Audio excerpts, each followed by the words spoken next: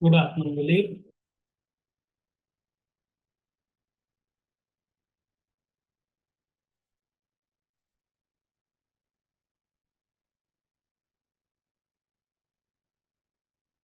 I hope I'm audible. Screen is sharing. Everything is okay. Do let me know. Audible, visible, screen sharing so that we can start.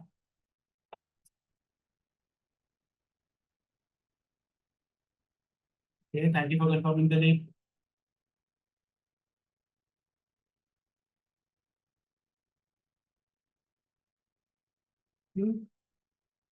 So in the meantime, if further students join, let me introduce myself. My name is Vishal. I am an ACCA member.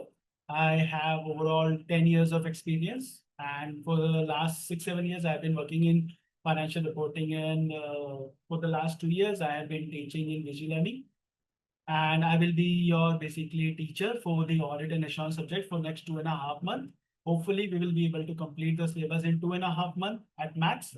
And I will be guiding you on how to, approach this subject, what would be the exam techniques, and how to tackle this. So that is basically about myself. Let me know if you want to introduce yourself, you want to unmute yourself and try and give a quick introduction about yourself. Otherwise, we can start.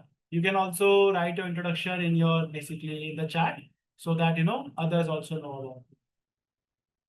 The purpose is that we get to know each other and then we will basically continue because ACCA is all about networking. So I would recommend to you guys that you network as much as possible. Try and attend seminars whenever you get time. Okay. Some of you have come from the knowledge level. Some of you have worked from other studies courses, and some of you are right now working. And you all have your own basically aspirations for continuing and pursuing ACCA. So if you want, you can unmute yourself and give a little introduction to the class about yourself.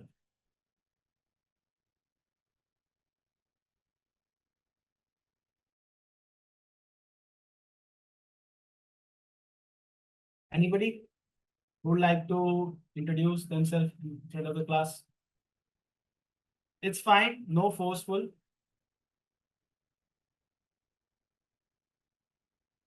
Okay, I think this is a very shy class.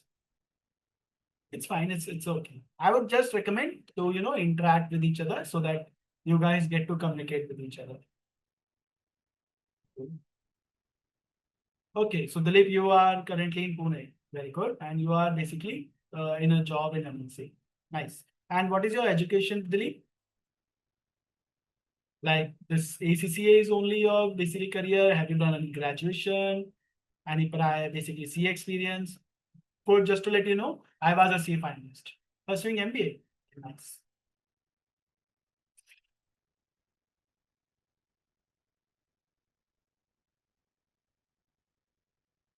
Okay.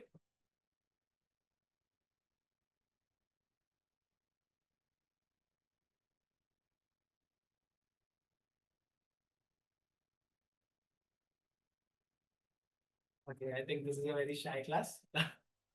Anyways, it's fine. It's fine. My recommendation is whenever you get opportunity, do introduce yourself. Hopefully the screen is sharing. You can see this coloring,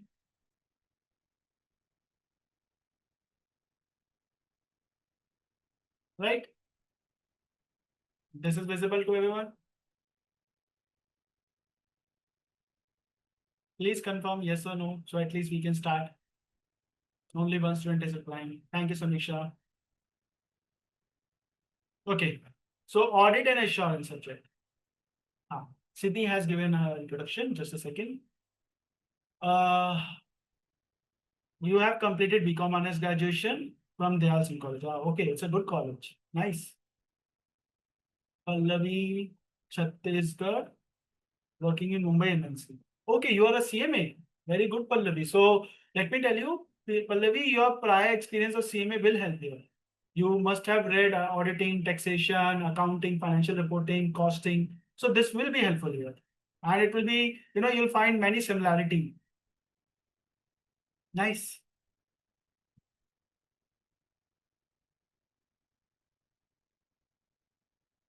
Now, let's start the subject. What we will do, we will study this audit and assurance. This is our target for next 2.5 months. I expect the syllabus to complete, let's say this is June, July, and August. So by max 23rd or 24th August, that we are targeting to complete our syllabus. And if we have extra classes, if you guys allow me extra classes, then before that. However, class basically approaches, we will go continue our basically work like that. Okay. Classes will be only on Saturday, Sunday. Saturday, Sunday classes. If any extra class, then it will happen on Monday, Tuesday. The lighting is not coming well. Just a second. Huh? It's not coming very well. Let me try again.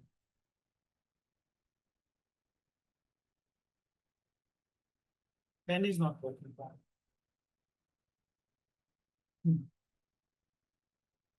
I'm on a clipboard. Let me know if it is visible. This is our first class, class 1. Our subject is audit and assurance. Audit and assurance. Okay. Right now we are trying to introduce you to the audit. And what else? We will try to start chapter number 1 today. Okay. Start, finish. Let's see. Today is date of 7th June 2025. So about classes. Classes will be basically 2.5 month approx. Okay. My target is that I give you, let's say June, July, before 23rd to 24th August. This is my target. Basically before that. If we have extra classes, definitely we will have a prior completion of batch. If we don't, then 23rd, 24th matched. But important chapters first. The least important chapter will be covered at later. Because syllabus, certain chapters are very, very important from example. Second, classes will be on Saturday, Sunday only. Saturday, Sunday only. If any extra class which you allow, extra class if allowed, okay, we have to have a certain basically, quantity. Let's say right now there are certain number of students in the class. So I want at least 7 to 8 students, to have an extra class. This will only happen in Monday to Friday because definitely in one single day we cannot have multiple classes between morning time, morning 8 a.m. to 11. That is the only possibility if any extra class happens. And then class timing. Class timing will be 2:30 onwards. Now, class can be 4 hours, class can be 3 hours, depends on you. If we go with 3 hours, definitely we need extra classes. If we go 4 hours, no extra classes. So if 3 hours, then extra classes in the month of, let's say, August. And if we 4 hours, no extra classes. So how you basically want to pursue, that will be depending on you. Whether you allow me to stretch the class to 4 hours. 4 hours will have 2 breaks, 15 minutes each. Okay. And 3 hours will have total approximately, let's say 25 minutes break. Okay. If their total will be 30-minute break, here total will be, sorry, not 25, 20 minutes. Okay. Depending on. And I have already told you in this, no extra classes 4 hours and 3 extra classes in 3 hours. This is about the batch that we are going to cover. Okay. Coming back here. About the exam. This is just a orientation part. Those who already know, they can take 15 to 20 minutes break. For first 15 to 20 minutes, I'm going to cover what we are supposed to do in the audit exam. Okay. What is the exam? What will we do here? Exam is right now at skill level. You guys already aware about it. Okay. It will be a 3-hour exam. 3 hour, basically 180 minutes. Pen is not working. 180 minutes. Okay. Why I'm not writing 15 minutes? 15 minutes is for your reading, that those who have already appeared for exam, they know. And you have 100 marks to score. Now, one pro tip on the day one. If you are appearing for any skill level exam and exam is of 100 marks, which are all skill level exam. So per mark, ideally, you should be basically given 1.8 minutes. Let's say if it's a 2-mark question, so use 1.8 minute methodology and it would be 3.6 minutes. I would say don't go for 3.6 minutes. I would say go for 3.2. Save time. Maximum, if a question is of 2 marks, not more than this time you should allocate. This is a pro tip from neighbor. Do not try to, spend unnecessary time. What happens? Students are supposed to basically score 30 marks from section A, okay, based on MCQ, and each question is of 2 marks. So what happens? They sometimes spend, let's say one question, they spend 5 minutes, they spend 10 minutes. Don't do that. Don't do that. Your attempt should be to score entire 100 marks. This is the first priority.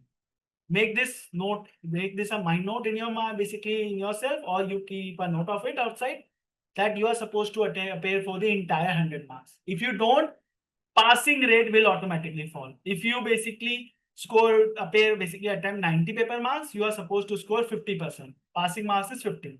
So if you basically want to pass 50 marks in audit, now you have to score 50 out of 90, which is going to be difficult. So target 100 marks, use time very, very carefully. Don't be negligent. Don't spend unnecessary time on a topic that is not required. If you, let's say, don't know, not sure, just select any option and move on. Yes, select any option and move on. Don't waste any further time. Once you cross this limit, move on to the next question, move on to the next part.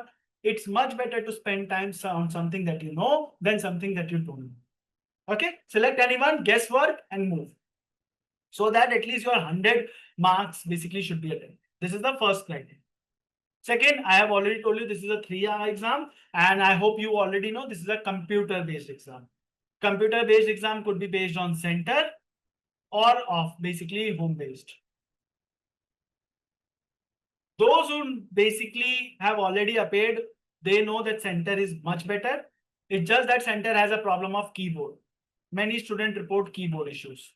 So please, if you are not comfortable with center, you can go with home-based exam. But home-based requires certain requirements. Your system requirement and basically your room requirement. The room should be basically have no window wall, basically should be logged, and you have to basically show on the camera to the individual. There are certain conditions. Go and read on the ACC website. We will not discuss here. Now, which one you will ask me is better? I have personally never given for home-based exam, so I can never vouch for that. There are students who have given for home-based exam and they told me that this was comfortable, but only to students that have resources, that had good laptop or good computer, and that had good, room availability. If you don't, always go for the center. My recommendation is go for the center, irrespective of whether you have the system. Why? Because if anything goes wrong on the center, then center will be responsible. But anything goes wrong here, then you will be responsible. And on exam day, you are already filled with lot of query anxiety. My basically personal recommendation is don't add any more. Okay. How to register for those? Please ask your counselor. Please check the ACC website. We will not discuss that. Our only intention is to understand types of exam form. It's a computer-based, 100%, 100 mark level, 50 marks passing, and you can register for your home-based exam or center-based, however you like. So far, good? Any questions so far, anyone? Do let me know if you feel that my speed is fast, speed is low. Right now, it is just a orientation, so I'm trying to wrap it up quickly. Any doubt, any question? All good? And please, when I ask, do let me know so that I know that the chat is working. I'm still online.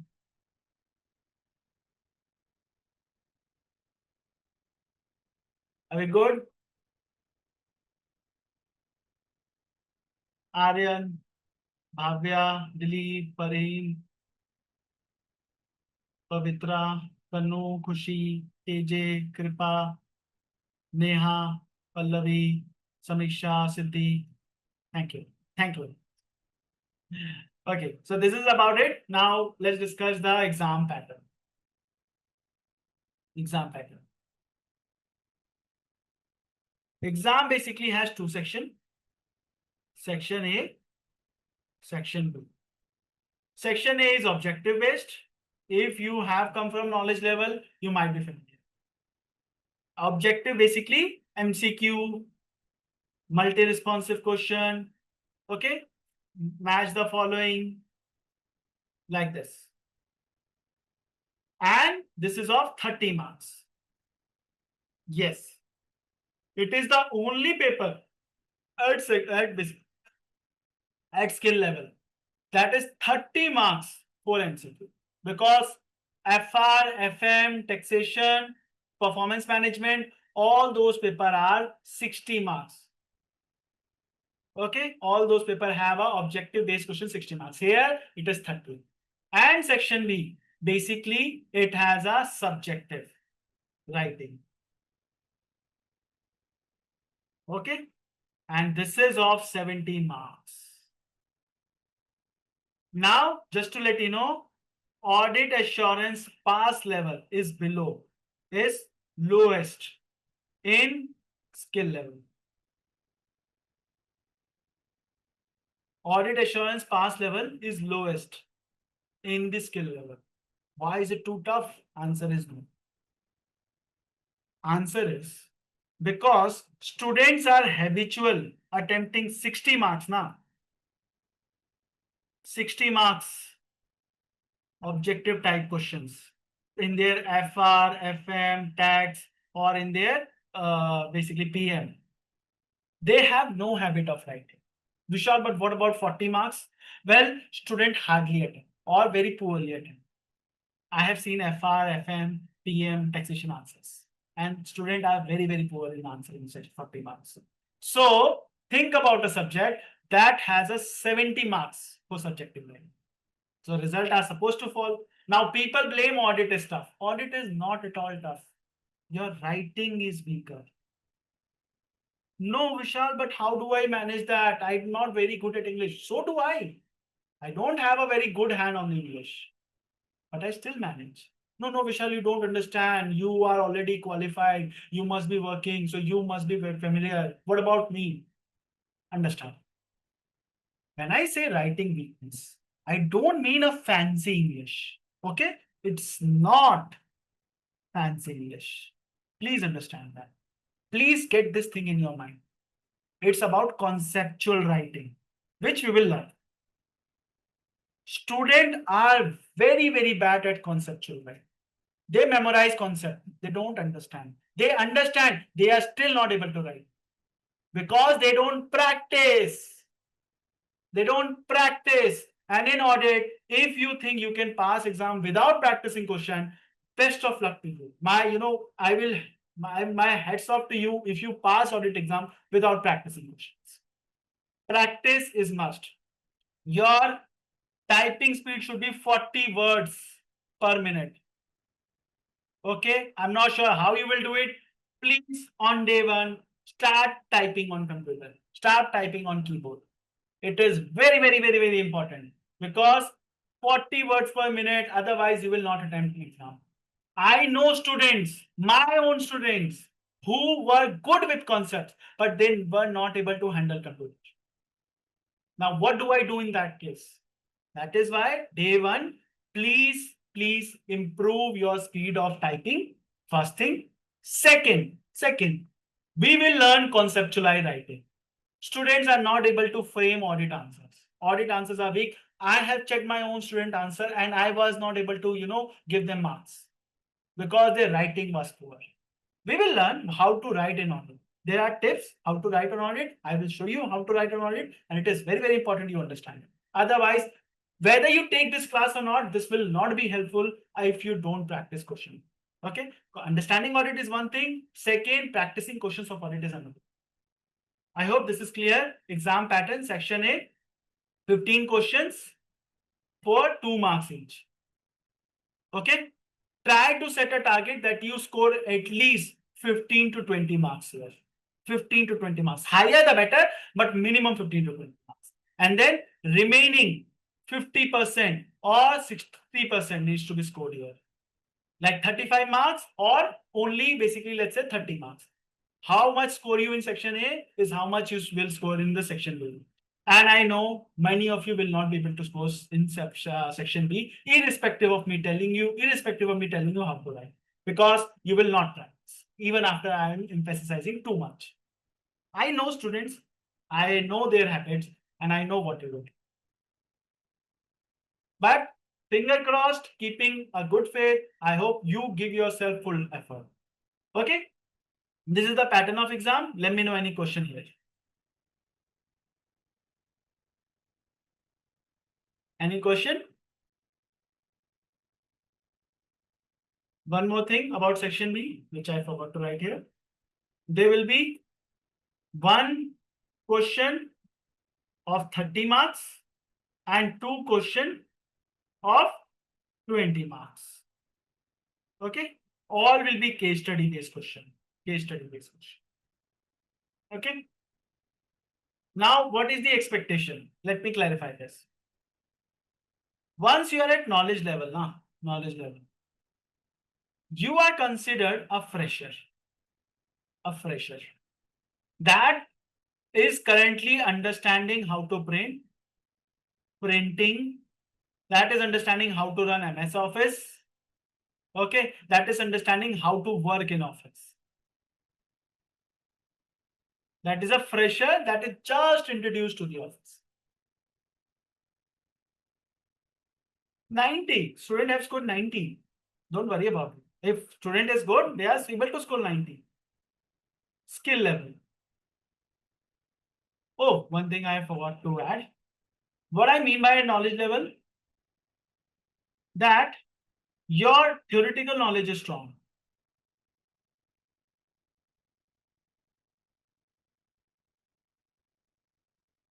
What theoretical knowledge?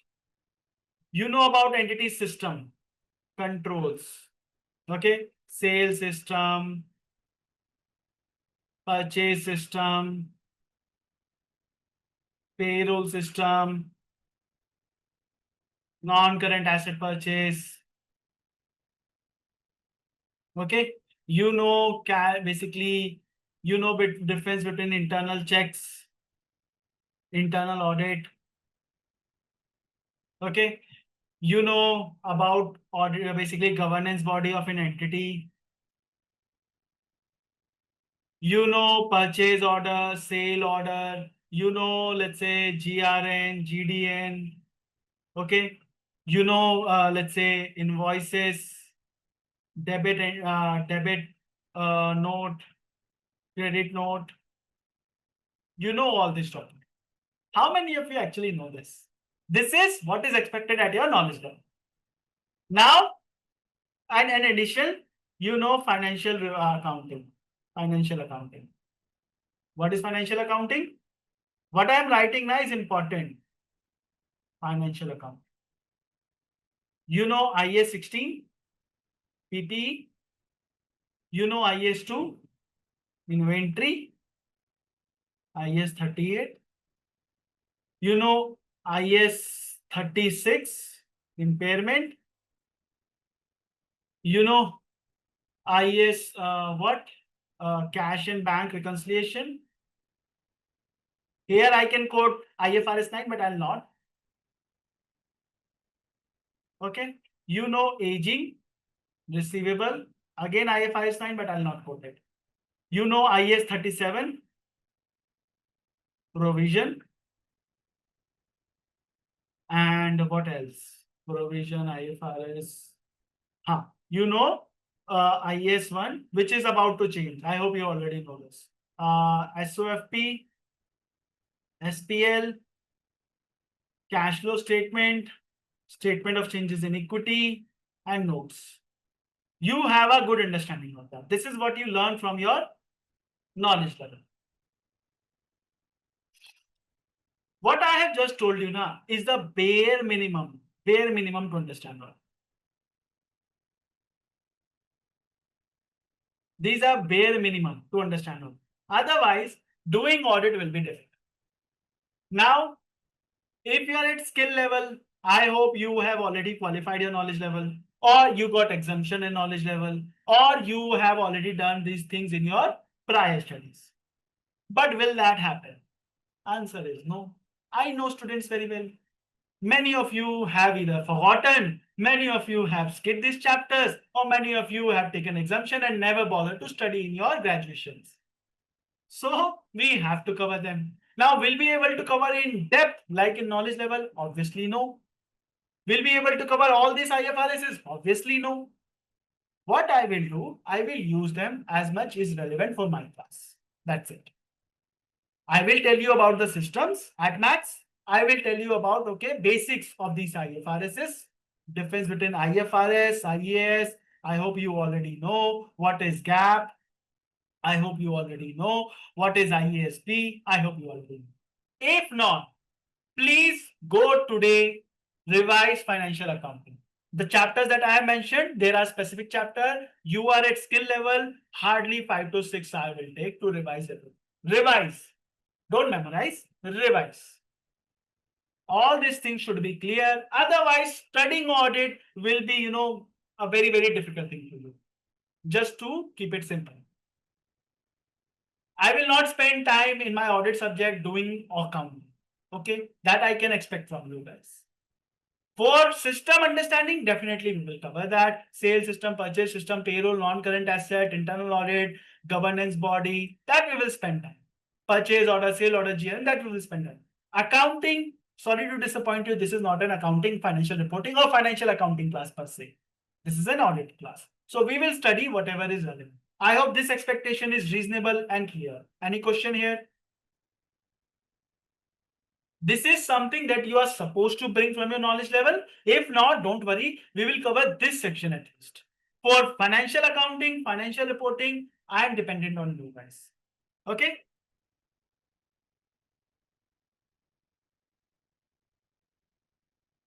Any question?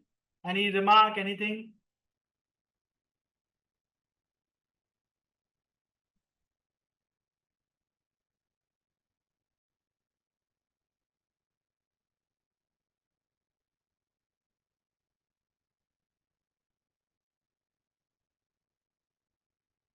Guys, everybody silent. Please say yes or no.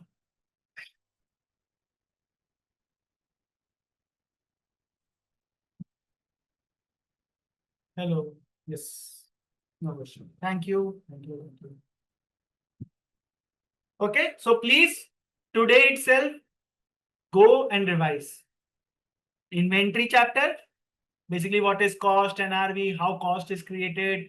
Basically, try and understand the GR and GDN. It is related to inventory chapter. How revenues recognized, IFRS 15, I forgot to write here. IFRS 15. How revenues recognized, what is performance obligation when it is transferred. What is your basically IS 37 constructive obligation, legal obligation, what is the onerous contract, okay? What is aging of receivable when customer is basically sale is recognized, when receivable is recognized, what is allowances on receivable, right? Impairment when assets are tested for impairment, any loss, what is going concern, basic fundamental assumptions, all this should be clear, guys. Okay? So far, so good. Now, once you guys come at skill level means you have skill. Now you are supposed to apply those skills. Apply those skills. So, right now you were a junior. You were a junior, fresher. Now you will be a senior team member. And trust me, this is how your exam will treat you. They will treat you that you know things, what I just listed out. And now as a senior team member, you are supposed to apply your knowledge. You are not merely going to vouch transactions. You are going to apply interpretations. You are going to work with, let's say, audit manager and learn, improve, provide insight. Okay. You are supposed to get more clarity about, audit subject. Definitely we'll study audit subject, but we will go on a deeper level. Remember, audit Those who don't know what is audit, audit is about checking. Checking. We will go into the technical definition, but checking, reviewing. Meaning, we are going to check and review someone's work. Let's say financial statement, SOFP, SPL, cash flow statement, statement of changes in equity, notes or disclosures. These are prepared by management. What these are, don't worry if you are not getting it, we will cover them in detail. I'm just giving you a heads up. Audit is all about checking and reviewing. So what we will do, we will basically check these financial statements prepared by somebody, basically management, and see whether they are correct. On a principle basis, we can only say something is correct. We can only say something is correct when we know what is not correct. What is not correct. And to know what is not correct, you need to know everything about what is correct. So your knowledge of FR, financial reporting, your knowledge of law, Companies Act, and other acts will be very, very important. Your knowledge of business will be very, very important. Because in order to say whether these statements are correct, because what we are doing in audit, we are checking, we are reviewing whether these financial statements are correct. And in order to say that these are correct, we need to know what is correct and what is not correct. And that we can only know by knowing this knowledge. So one of the things that you are supposed to know is IFRS, which I just mentioned about. So at skill level, you are considered a senior team member. You will be expected that you know things, you know IFRS, and now you will develop your clarity. You will work with audit manager, okay, and you will learn and improve. Your fresher work, printing, understanding MS Office, basically getting things done, understanding instructions. This is done. This is done after knowledge level. Now let's step and do the audit. Let's step and basically ask clients some questions, some reasonable questions. Okay. Before we start the audit subject, one last thing. I think we have covered so much, everything almost. This is syllabus.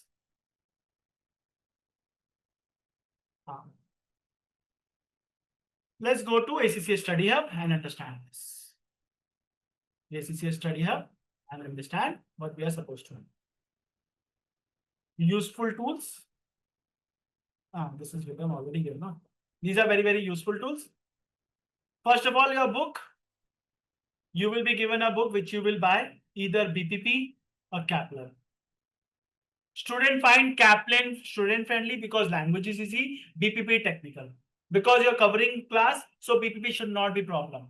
Okay, technical language should not be problem. However, how to write an exam, BPP practice kit is always best.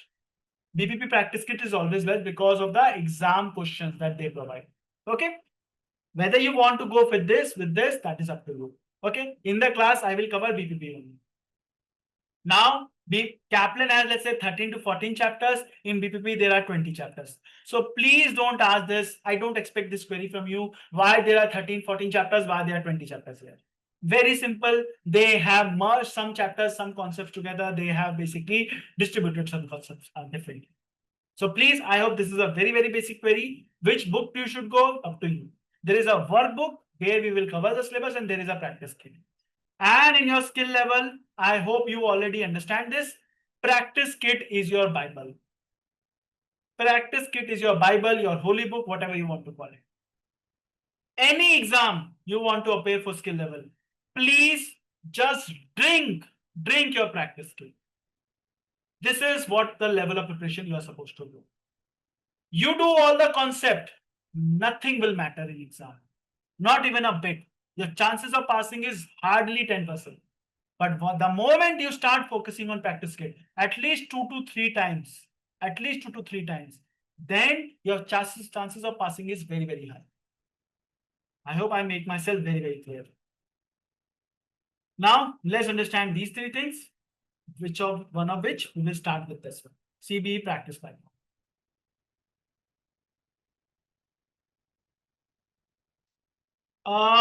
Check, Dilip, please check with the VG team whether books are available or not.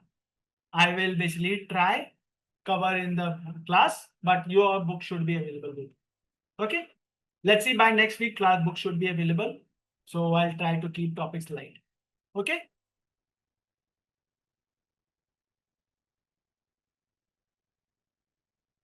Let me know if this is ACCA homepage. Is this visible?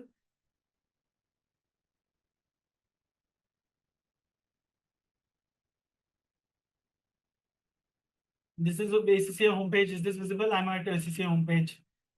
I just typed ACCA and just went to ACCA homepage. Yes. Now go to the student section, study sources, and ACCA qualification. Many of you are already familiar. Very good. No, then again, students, study support, and ACCA qualification. You have all your subjects, whichever you want. We are right now concerned with this one, audit and assurance. There are multiple tools that you should use. I hope you are already using it if you are at skill level. If not, then please get yourself familiarized with your audit subject. You can see the passing percentage here. If you see, compare with other subjects, this is much lesser. Other subjects have 50%, 60% passing rate. This is the only subject that has a less passing percentage, but it is improving. You can see it has improved a little bit. And the reason is student writing. So work on your writing, it will be easy. So what do I mean by writing? How do we understand the writing? Well, there is basically a tool that ACCA has given you for before appearing for exam. That how to practice questions. See, you are not doing CA, you are not doing CS, you are not doing CPA. You are doing ACCA. ACCA is a unique exam. Syllabus is almost similar. Similar to CA, similar to CPA. We learn taxation, audit, basically financial reporting, financial management. These are the four common things that we learn in all these subjects. Here in the ACCA, we learn basically UK-based law, UK-based audit, UK-based financial. Okay, this is the only difference. Country-based law changes, country-based reporting changes. Otherwise, almost everything is same. So in this, the exam is different. Exam is basically case study based. So let's look at the exam. Where we will be able to find the exam. Introduction, compassion, examiner team guidelines, syllabus, examinable documents, CB practice platform. Past exams and CB practice platform. Just click on this one. There are multiple tools. Please use those tools to help yourself. Okay. Practice exam, past exam. So for this, we have to log into the practice platform. I've just clicked it and now it's loading the practice platform. It will ask for the credentials. It is the same credentials you have once you registered for the ACCA.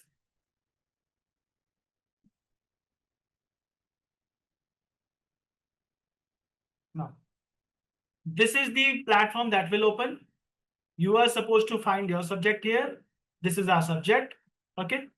And please use the ACCA official resources, past exams or practice exam, whichever you like, or specific exam, whichever you like. I will go for the past exam. Past exam will help us understand the concept. So the most recent one is this one. AA September December exam. Let's assign ourselves. The moment I assign, there will be a pop-up. You can see here, this pop-up has come, AA practice question. And you can see this is the exam. I'll just click on start and exam will start. So I will go there. I will come to this page by logging in. And after logging in, what will happen? I will select my subject. And after selecting the subject, I will select any of the exam. I can select past exam, practice test. My recommendation is do the past exam live. And at least 3 to 4. At least 3 to 4. Whatever are the latest, 24, 23, 22, please do them minimum, bare minimum. Okay, let's start and let's try to attempt for the exam. This is the same format that will come in your exam, just a little bit different. Just a little bit different, but almost 90% the same. Let's click on next. There are instructions. Please read them at your own convenience. We have not bothered with the instructions. Some of you are already very much familiar with the exam, so I'm not going to bother you. All this instruction should be read. How do you can utilize the ability. Okay. Copy paste symbol. So many students ask whether we can copy paste questions. Yes, we can. I'll show you. Then next screen is going to say that we are about to start the exam. So let's start. They have already told you that it is of two sections, section A, section B. This practice kit only contains section B, not section A. Okay, they have purposefully hidden the section A. Section A exam questions are rare. They don't like to show it off. Maybe section A questions are available in the specimen or past practice that you can try. But here, at least section B practice is important. And section B is very, very important. Section A question practice can be done from your BPP book also. Okay, so no worries. But section B, computer-based typing, please hear. Now, let's do the full screening. Now let's start the exam. Yes. This is my section B, and this is how it's going to appear. It is visible, everyone? Please confirm. It is visible?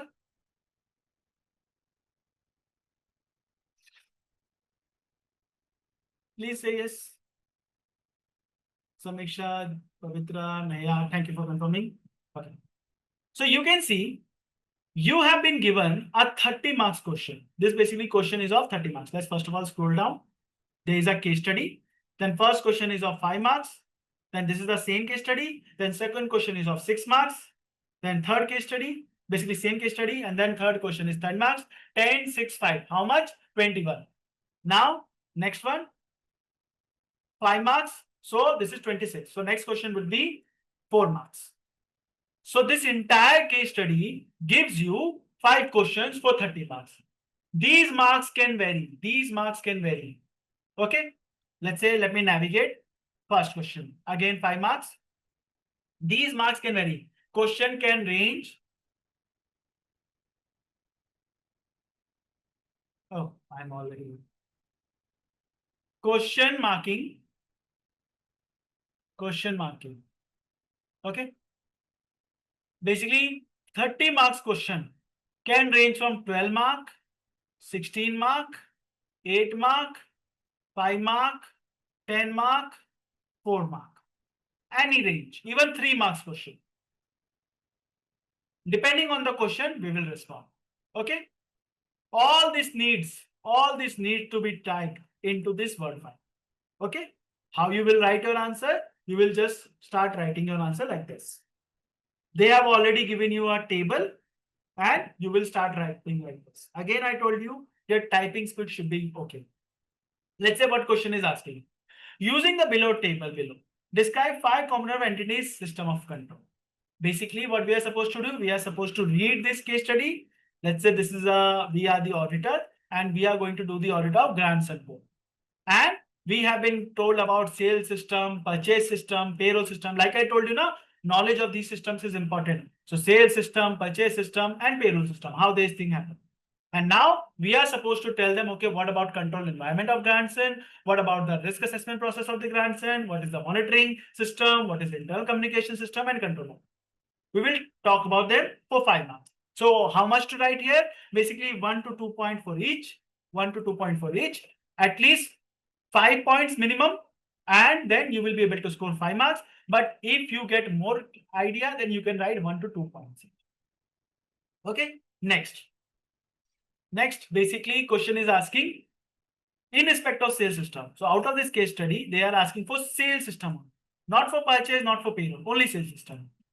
Identify the 3 control, write 3 control. What are the control that help organization maintain its sales system? And as an auditor, how will you test? How will you check those controls? What is control? How we tested? Why we tested? Basically, what auditor is doing there? We will discuss them later on. But this is the question that is asking. So 3 marks for correct controls and 3 marks for correct testing, correct checking of control. And here students lack the answer. They don't identify the control. If they identify the control, they don't basically identify the test of control. Or if they do, they write it poorly. Next, identify 5 deficiency of payroll purchase. Again, now they have said identify purchase and payroll and their deficiency. Why this system is weak? Why the system is weaker? Why there will be errors? So identify that. And now as an auditor, what you will recommend to the manager? So 5 marks for identification and 5 marks for the control recommendation. One pro tip in case you remember, if it is getting overwhelmed, no worries. If you can remember, when we write control deficiency, one of the mistakes students make, they identify the deficiency. You will be able to identify the deficiency. Trust me, this will be easier. But what is the impact of deficiency? Don't write. They don't write what is the impact of deficiency. And that's why control deficiency becomes difficult. you will get 0.5 marks. One will be for the total control deficiency, 0.5 mark for identification, 0.5 mark for impact.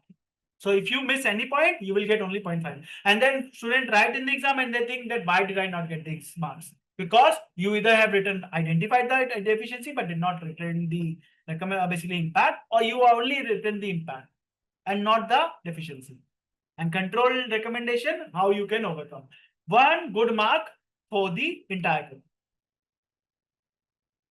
Then substantive procedure, how you will verify the financial statement. How you will verify the financial statement. Basically for revenue.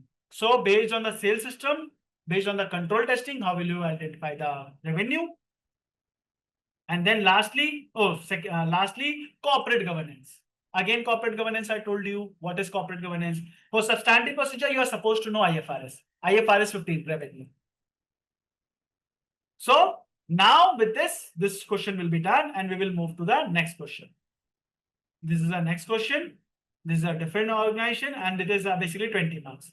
So benefit of audit planning, a theoretical question. Theoretical question can come, but they will hardly come 3 to 4 marks, and total theoretical question would be hardly about 10 to 15 marks max, hardly. Okay, knowledge based question only. So benefits of audit planning, just write 4 to 5 points for audit benefit, and then 8 audit risk, 8 audit responses. Finally, what is basically substantive procedure? Again, your IFRS knowledge. And, oh, this was a different question. Previous question was how much marks? Oh, previous question was 16 marks. 8 audit risk, 8 audit responses. Total 16. So this was question number 2 and this was question number 3. This is 5 marks. This is 6 marks. The next question will be 10 marks. Oh, again, next question will be 6 marks. Sorry. Oh, okay. So total 20 marks. So 3 case studies, 3 basically we have to tackle and they will cover your entire syllabus area. So please, once you start practicing question, once you start studying, remember, you don't have to code the theory. What is audit? What is internal control? No, this will not help. Hardly any. Hardly. 5 to 10 marks max. But majorly, when you are doing audit, you are learning audit, you are supposed to understand audit in a way that you can identify these case studies. You can identify what is the requirement and how to basically solve it. And that is what we will cover in the chapter wise in the classes. So don't worry about that. But yeah, please be ready what is coming exam. Okay, the expectation and how to write and basically what type of exam will come. Is this clear? From day one, this should be basically clear and you are supposed to write benefits of audit planning. Let's say you want to copy paragraph here. You can copy paste it. But please, this will not add any marks unless you made some modification here. Okay? And you can do some basically bullet points writing. You can also add some tables here. Let's say if I want to add tables, I can also add table here. Okay, give a control, then planning, okay, risk assessment. However you want to follow, all is allowed. Okay, there is a scratch pad available. Just one thing, whatever you want to write, you can write here. And you do not need to erase it. This is a rough note. This will not be given to the examiner. So if you write an answer, don't write answer here, write answer here only. Because your answer here will not be submitted to examiner. So don't do that mistake. Second, you can carry your calculator or there is a calculator available in this basically tool itself. This calculator will be available. You can convert it into scientific, you can convert it into standard, however you like. I would recommend not to use this. Use your own calculator. Basic calculator will be enough. And in audit exam, basic calculator is required because there is sometimes we need to calculate ratio. Not much. And if you don't have calculator, don't panic. Figures will be here. You can utilize that. Okay. This is about audit exam. Clear, everyone?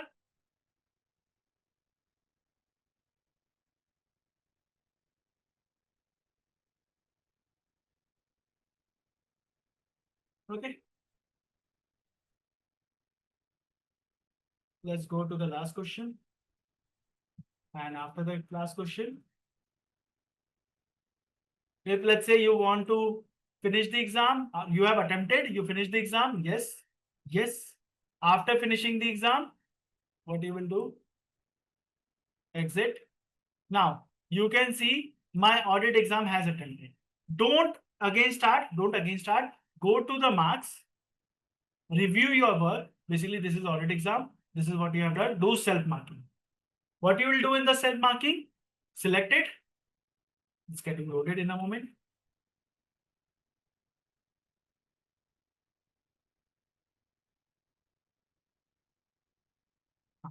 I think it has loaded. So here is the question. What you are supposed to do, you can see the marking guidelines, how examiner will mark your question. Automatic zone. Let's keep it 100%. This is the marking guideline. Oh, no, this is not marking guideline. Yeah, this is answer.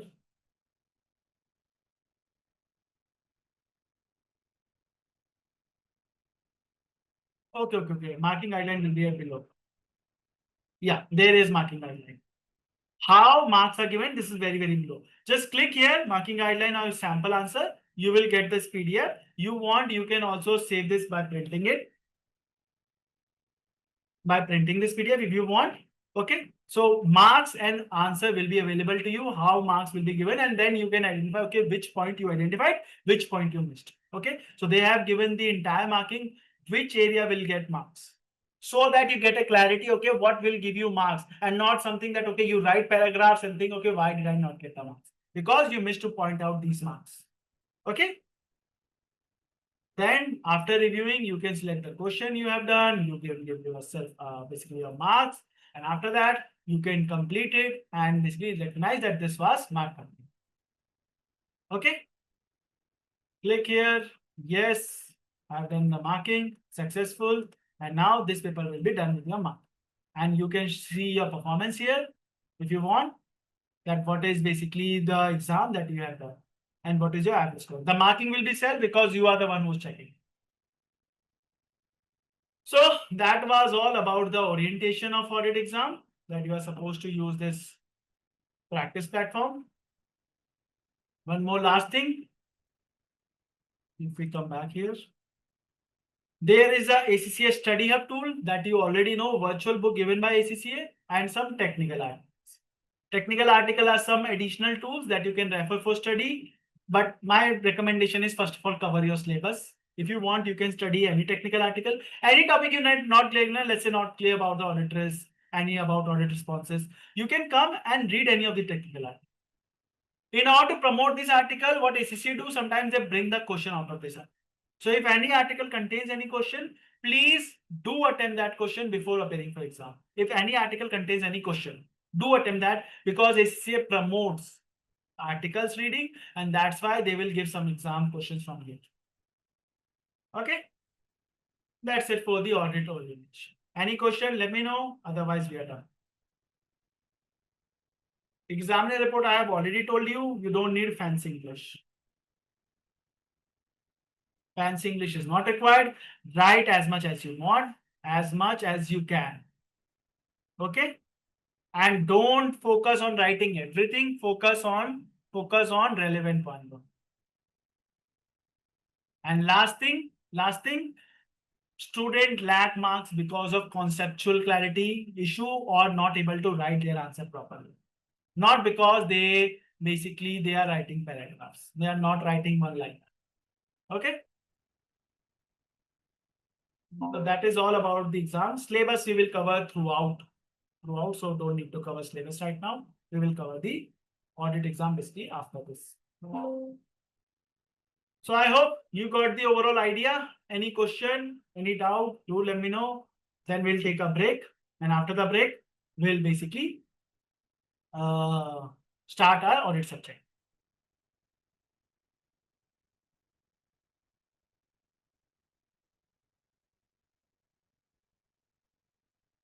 Any question, any doubt?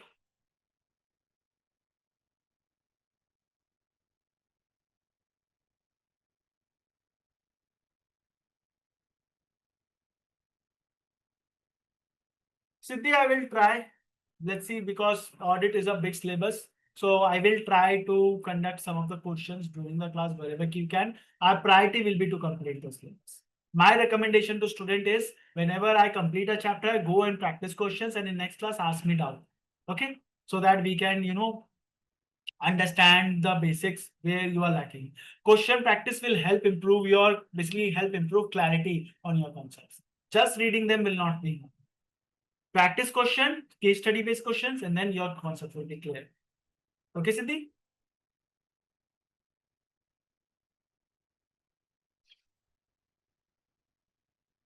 Wherever we can, we will focus on question completion.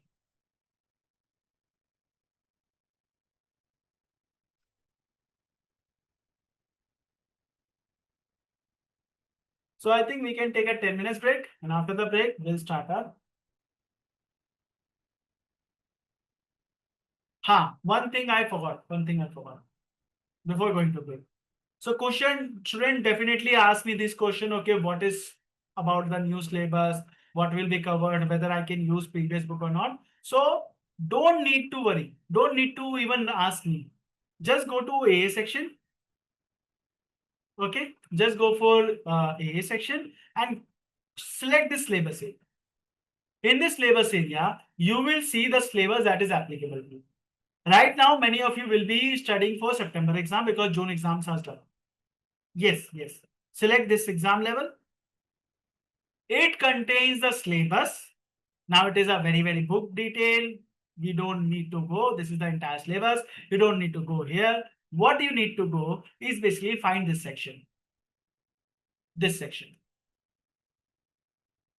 This is the section that will tell you what are the changes. What are the changes? Okay. So according to this, the changes are this. Syllabus objective BE1. If you're not sure what this B1E, BFE, BFG, then you can see this. This is the C section, B1A, C1A, sorry. And similarly, this is B1A. So accordingly, what they have said that this syllabus area is changed. Related to quality management, move from section A, obtaining acceptance audit and conducting engagement to section A2. This has moved to the section A2, external audit. And now we will study audit framework and regulation, external audit, overall objectivity, qualified. What these are, don't worry, nothing is added, it's just a classification of syllabus. Now the wording of directors and emoluments have changed to director remuneration. Student used to get confused with the emoluments. Now the wording has changed to remuneration. So these are the only changes that has happened, meaning overall syllabus is still same. Overall syllabus is still same. So only some classification and some wording change. Otherwise, overall syllabus is changed. With this in mind, I hope you can utilize previous books or I hope you can buy the new books. I will always recommend for the new books. Why? Because new books contain certain examples, certain things. I will follow the new book. So in that case, you will tell me what is the page number. I will not be able to help you with that. Okay. It is an investment. Don't think as an expense. It is an investment. Definitely, if you can't afford, you can take the help of your friend that you can basically, do whatever you need to do.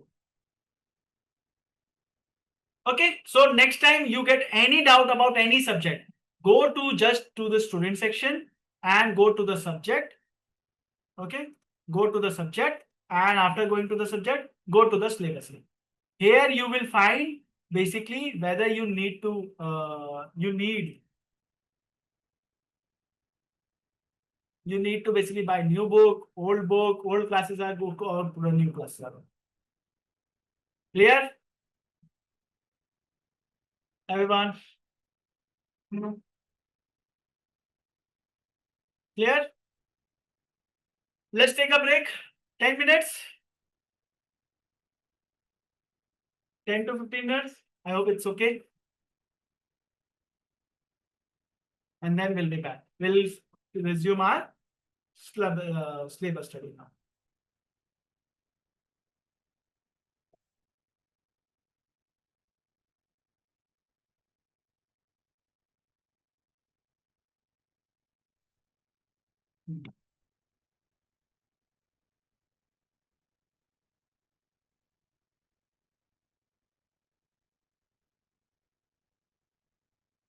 10 to 15 minutes break. We'll be back around 10. Okay, let's see. We are back.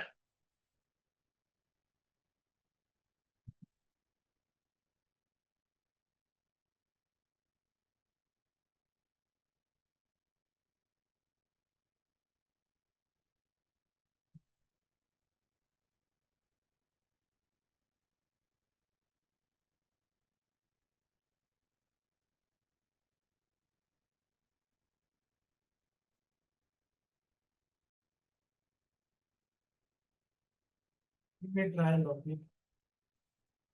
Ah,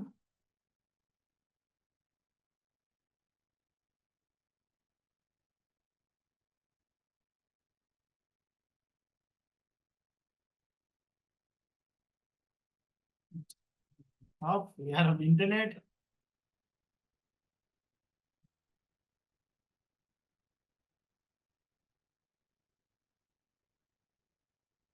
Very slow. Working. Very good. How am I getting to share the? Please work. Please work. Please work.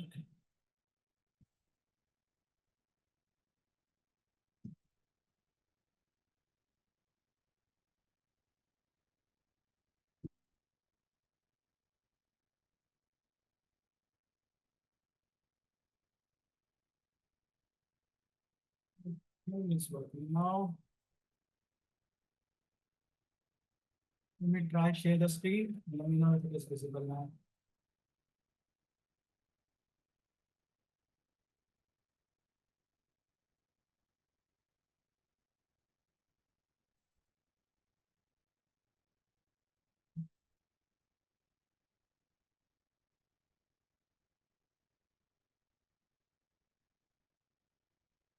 We crossed.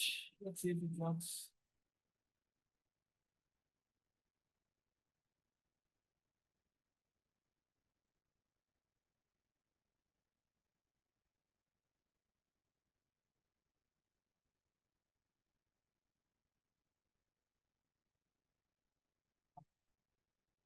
Chapter 1.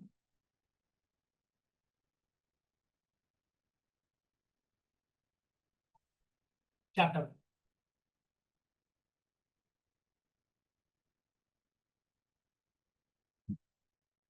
Concept of audit and assurance. Let's start with this. What was this?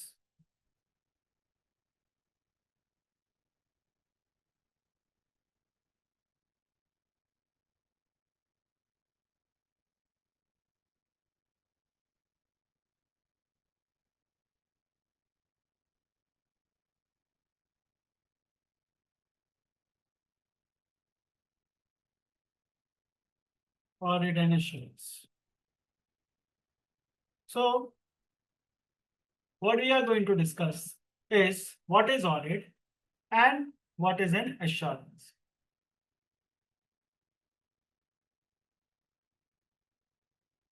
What is audit and what is assurance? So, let me give you an interesting.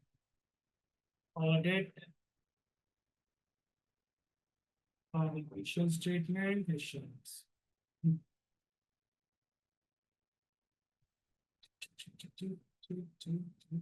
Here's this. Audit and assurance. Chapter 1.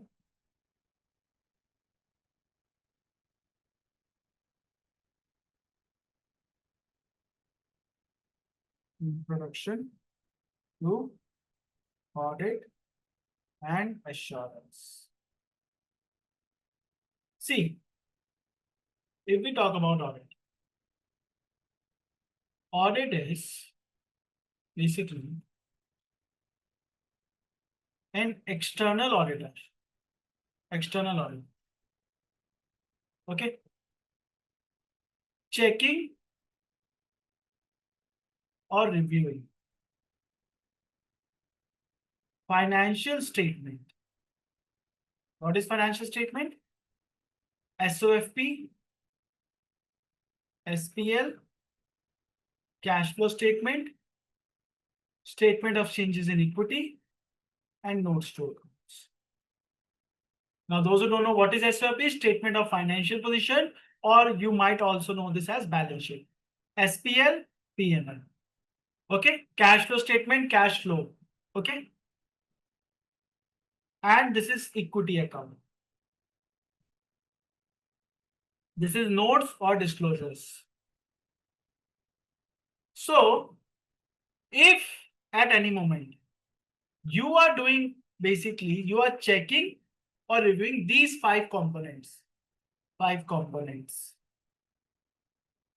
as an external auditor, and you are checking them against applicable FRF. What is applicable FRF? Financial reporting framework. FRF, financial reporting framework.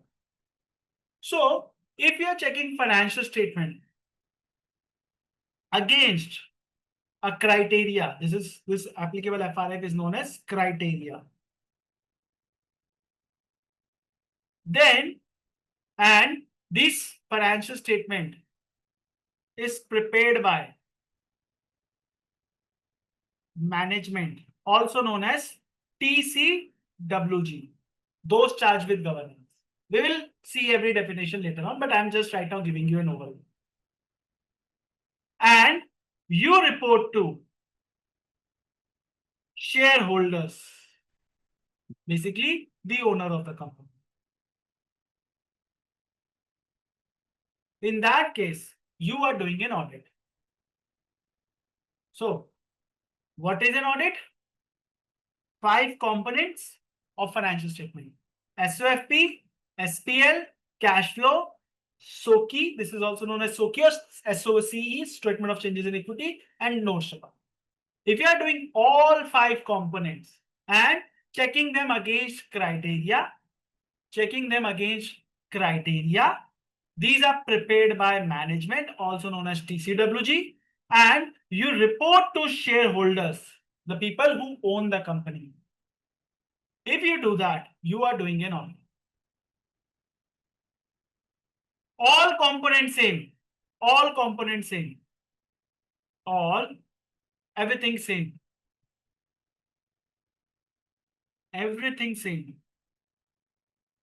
That management prepared, shareholder reported, check against criteria. Okay, everything is same. It's just that in financial statement, you are only checking SOFP, balance sheet, or SPL only, or let's say projection or forecast. Then it is not an audit. It is not an audit. This is not called an audit. If anytime you check financial statement, all 5 components, SOFP, SPL, cash flow statement, statement of changes including whatsoever, and you check them against a criteria which is known as applicable FRF, financial reporting framework, and you basically check these financial statements which are prepared by not you, not auditor, by the management, and you report it to the shareholder, the owner, then you are doing an audit. But everything is same and you are not checking all 5 components.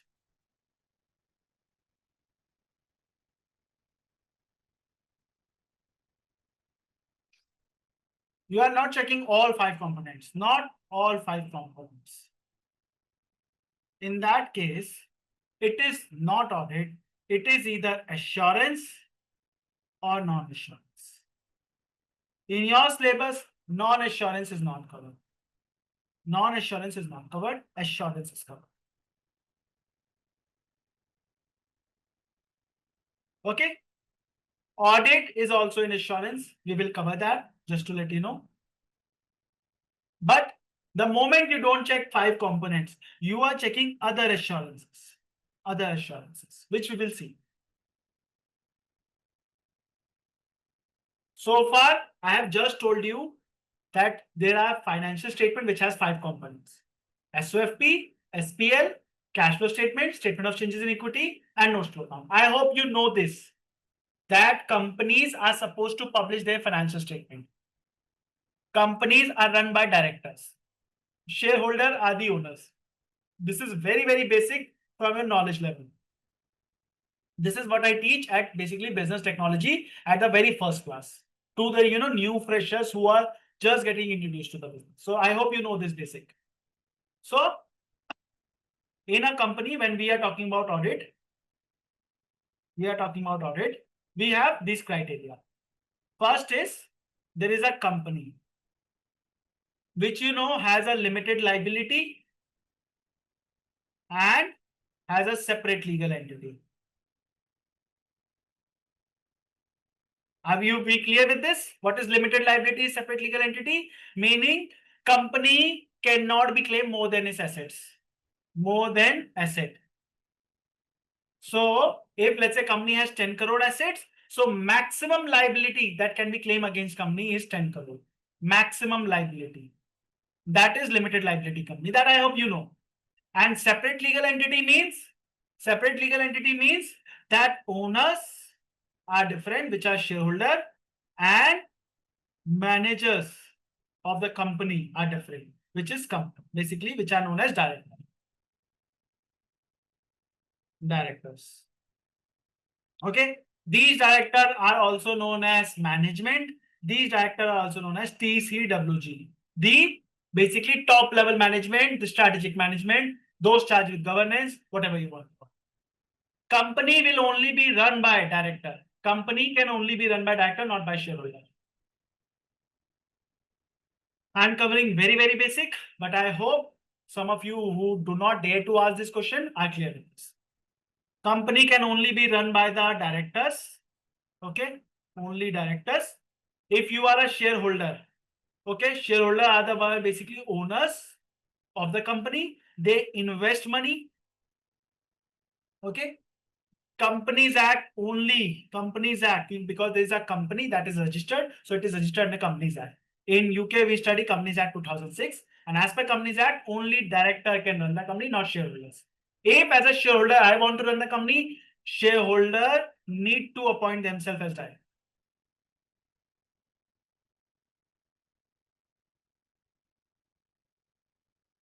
Okay, then shareholder will have two capacity, one as a shareholder, one as a director. So far, any confusion? What is company? How there is a limited liability, separate legal entity? Though this is very, very basic, but I want to have a crystal clarity on day one.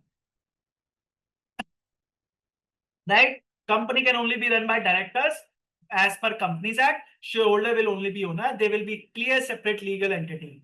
Company is different. Shareholders are different. There is a clear separation. Okay? Separation. Company has its own assets. Shareholder cannot claim the asset of the company. They can claim the value of their share. They cannot claim the company. If let's say I buy share of Reliance company, today I go to Reliance, I cannot say, okay, this sofa belongs to me. No, not allowed. Assets of the company are of company property. And that is why only director can manage the company, not shareholder. Is this clear? Limited liability company, separate legal entity. Guys, this is very, very basic. We learn at the school level time. Are we clear with this? Shareholder are the owner that invest money. They're basically money provider, or I should say capital provider. Capital provider. Right? Guys, please say yes or no.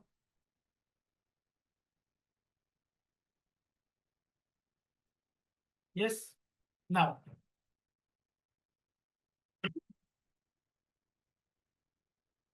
Thank you, Pavitra, Kanu, Pallavi for confirming. Now, since shareholder are the owners, they are also known as principal. Principal. Because money is theirs. It is their money. And it is director who are employee. Okay, director are mainly acting as an employee. They are the most powerful employee because they will be making all the decisions for direction of the company. for direction of the company. Why? Because directors are kind of expert. We can hire expert people to run the company. That's why they are known as agent of the company. They are known as agent of the company. So, because it is the shareholder money, that is why they are known as principal. It is the director who are working on behalf of shareholder. They are working on behalf of shareholder. Okay, that's why they are known as agent of the company. Now, this comes to a problem which is known as agency issue. Because of principal and agent relationship, director and shareholder has an agency issue. What is agency issue? Basically, that director do not act in the interest of shareholder. They do not act in shareholder interest. As an agent, it is their primary responsibility to act in the shareholder interest. What is shareholder interest? Maximize shareholder wealth. We have been hearing this from our commerce school, right? That shareholder, basically wealth maximization is the ultimate objective of any company. Yes or no? So director's primary responsibility is basically maximization of shareholder wealth. But problem is, because director are the one who are running the company and not shareholder, director may have a conflict with shareholder. Why? Because shareholder wealth means more profit. And more profit means less expense. And less expense means less salary or bonus. So if you give handsome bonus to a director, so the shareholder profitability will decrease, and because shareholder profitability will decrease, their wealth will decrease. Whose interest director will consider? Let's say I give director 100 crore rupees target, that please achieve this 100 crore. We will pay you 10% of the profit. So if let's say director achieves this 100 crore, good for the shareholder and also good for the director, both are winning, then what is the problem? Problem is that if in order to achieve this 100 crore, director manipulate financials. How as a shareholder I am going to know that this 100 crore is achieved? Director will prepare financial statement, SOFP, SPL, everything they will do, and then only I will know, yes, that whether financials basically this 100 crore achieved. What if director misstate financial statement intentionally? They report 100 crore, but my actual profit was hardly 70 crore. So in order to achieve their bonuses, they misstated it. Are you getting idea? Director are the one who are going to run the company. So they are the one who are going to report to the shareholder about their performance through financial statement. And their financial statement could be misstated intentionally in order to achieve their bonuses. So this is called an agency issue. Is agency issue clear to everyone? If not, do let me know. I'll unmute you and ask question so that we get a clarity. What is agency issue? The director put their interest first. And not shareholder. As an agent, they are responsible for putting shareholder interest priority. But they can put their interest first because they are interested in the bonus they will receive. They are interested not losing job. They might basically fear that shareholder might fire them immediately if not achieve the target.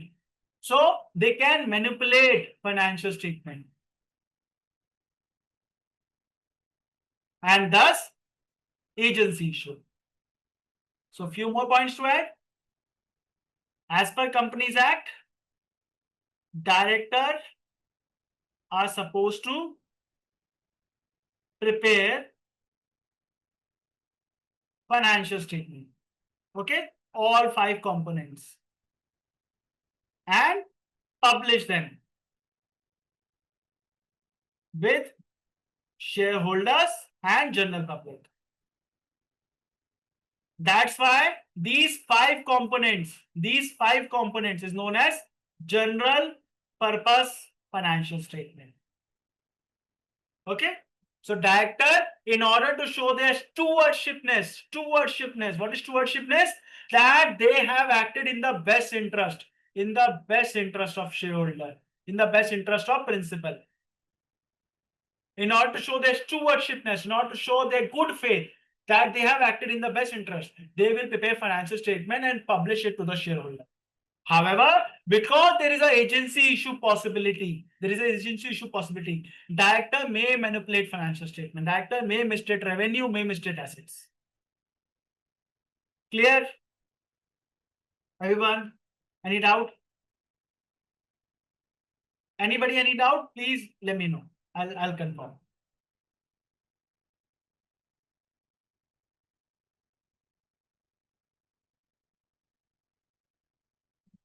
So far what we have learned, I'm not going to repeat every time, but since it is a base which we are supposed to build, let's create that. Company is a separate legal entity, meaning owners are different, company is different. Company will own the asset, not the owner. Owner will own the company, but not the asset of the company. That is a separate legal entity. Because it's a separate legal entity, company law requires company is run by the directors. Okay? Shareholder will be the owner because they have invested money, they will be the principal. Director are the one who is running the company, that's why they will be the agent. Company's access, because director are the one who are running the company. So in order to tell the shareholder what is happening in the company, director is supposed to show stewardship, show their good faith that they have protected the assets of the company. They have managed the company very well. They will prepare financial statement. So director will prepare the financial statement to report to the shareholder.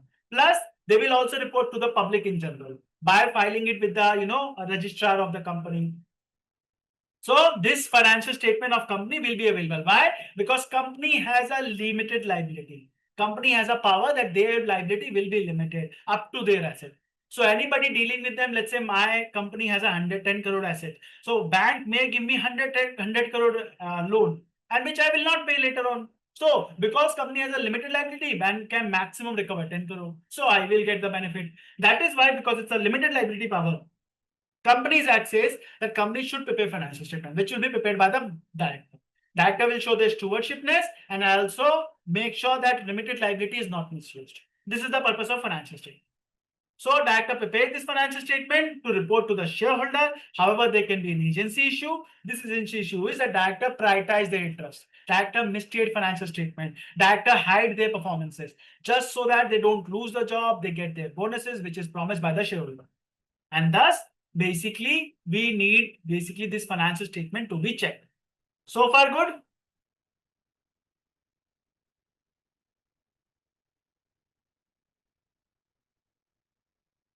And now we will introduce the role of auditor.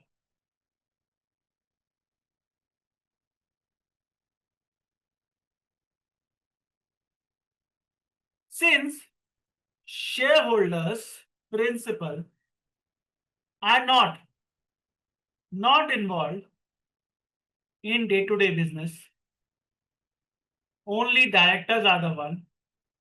Directors are involved. They will prepare this financial statement for use of shareholder. But how shareholder rely on them? How shareholder rely on them? See, shareholder may not be financial statement expert.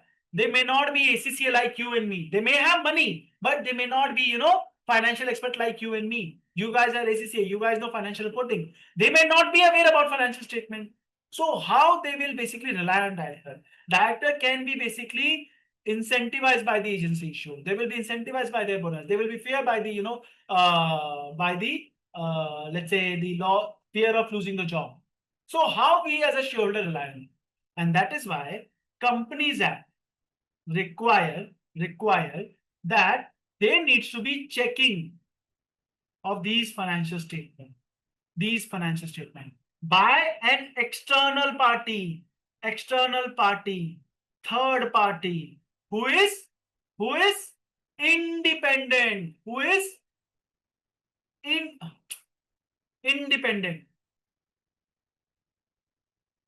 independent, meaning they are not related to the director, they are not related to the shareholder. Their only concern is checking whether financial statement is correct or not.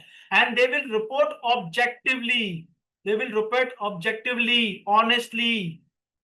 honestly about these financial statement, and that is why Companies Act introduced external audit, external auditor. Again, what was audit? Audit was checking these 5 components prepared by the management, okay, against criteria. Against criteria means applicable FRF, IFRS is laws, regulation, which we will check. We will check this financial statement against FRF prepared by the management and report to the shareholder. Report to the shareholder. If we are not checking this 5 component, then this is not audit. Just remember that. So audit is external auditor, a third party who's independent, meaning they are not related to the company. They are expert. They are expert in financial statement. Remember, we can only tell what is wrong unless we know what is right. So if we know what is right, then only we can check. So we are expert in IFRS. We are expert in laws and regulation. We are expert in financials. We are expert in business knowledge. So we will be able to check this financial statement. And once we check this financial statement, we will report to shareholder. Shareholder, these financial statements are okay or not okay. Whether these financial statements are okay or not okay. This is what we will report to the shareholder in a structure report. That is what audit is. Is this clear, everyone?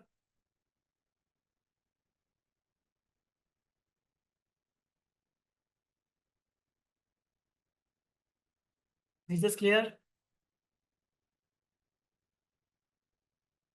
So just to summarize, shareholder have director, shareholder have auditor.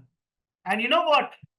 Both are auditor. I'm writing external auditor because there will be one internal auditor.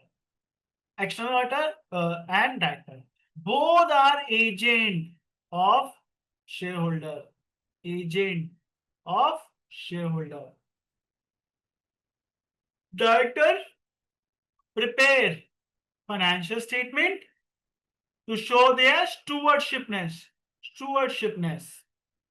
Okay, and to overcome agency issue.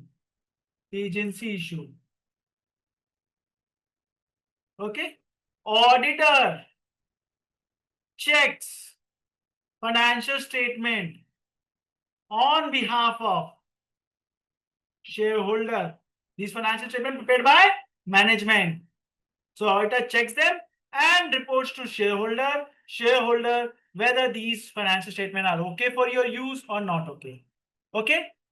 Remember, as auditor, we are not recommending to director, basically to shareholder, whether to buy share or not, whether to sell share. That is basically the role. That is the role of the shareholder to decide. My work is only to tell whether these financial statements are okay or not, whether they are correct or not. Correct against basically best accounting practices.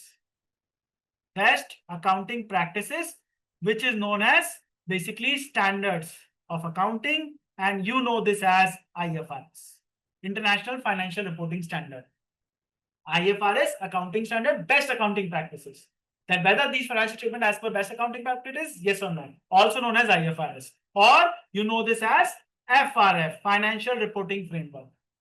Financial Reporting Framework. We will discuss what is FRF later on, but right now, basically, it is the best accounting practice. So we check whether financial statement is as per the FRF, Financial Reporting Framework, IFRS, laws, regulation. Clear, everyone? This is your audit. You can see here is auditor. This is financial statement that auditor is checking. And when auditor is checking, auditor is providing credibility. Auditor is providing credibility, meaning enhancing the confidence. Why? Because these are prepared by the management. Shareholder were not sure whether to use financial statement or not. Because auditor has checked and they are saying this financial statement are okay. Now shareholder can use this financial statement confidently. Company is owned by shareholder, managed by management or directors. These directors prepare financial statement to show their stewardshipness. But shareholder cannot rely them blindly. They need somebody to check this for them. And that is where auditor comes. Auditor is an expert that check this financial statement and provide shareholder a report whether these financial statements are okay or not. Hopefully this all makes sense. Hopefully this all makes sense.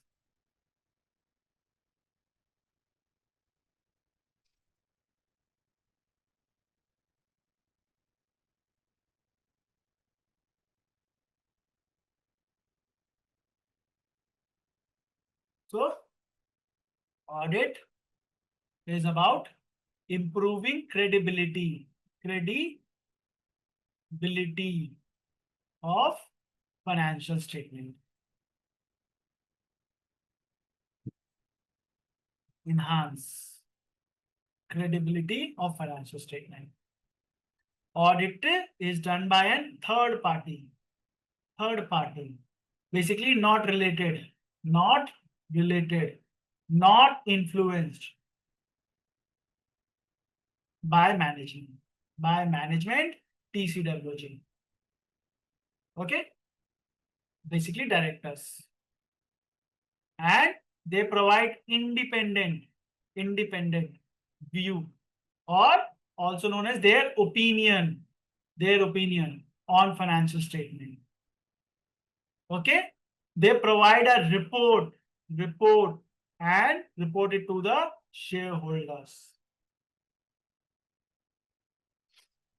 They use a criteria or known as standard or known as applicable FRF, financial reporting framework, which we will study for our syllabus is IFRS. These criteria are standards, best accounting practices, and these financial statement, 5 components. Okay.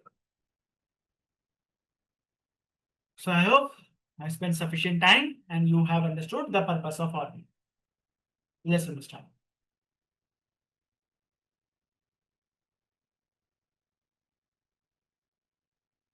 Now, there is this term ISA, International Standards on Audit. Okay. Just like accounting, this is known as best audit practice. Best audit practice. How to do audit now? What is the best practice? That is defined in ISA. What is this applicable? We will cover this in chapter number 2. Just for the timing, as an ACCA, as a professional accountant, if we are following audit, if we are, let's say, doing accounting, we are supposed to follow IFRS or IAS. And if we are doing auditing, we are supposed to follow ISS. Okay. So if we are following auditing, we are supposed to do best practices of audit. If we are doing accounting, we are supposed to follow IFRS. So as a management, when preparing financial statement, we make sure that we follow IFRS, IAS 1, IAS 2, IFRS 15, IFRS 16, everything. Okay. But when doing the audit, we are supposed to make sure that when we do the audit, we follow ISAs. International Standards on Auditing, basically best audit practice. How to do audit? What are the best practices that is followed in the world? That we will follow. Okay. So far, so good.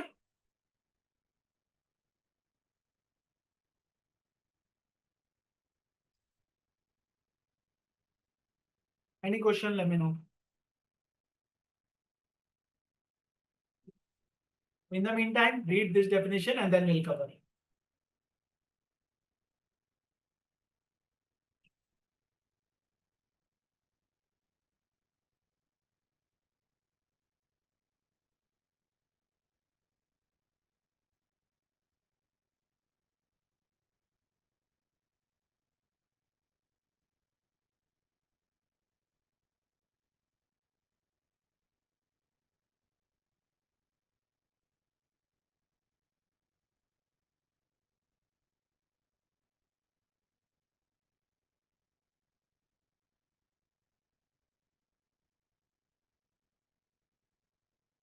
Kamakshi saying no question.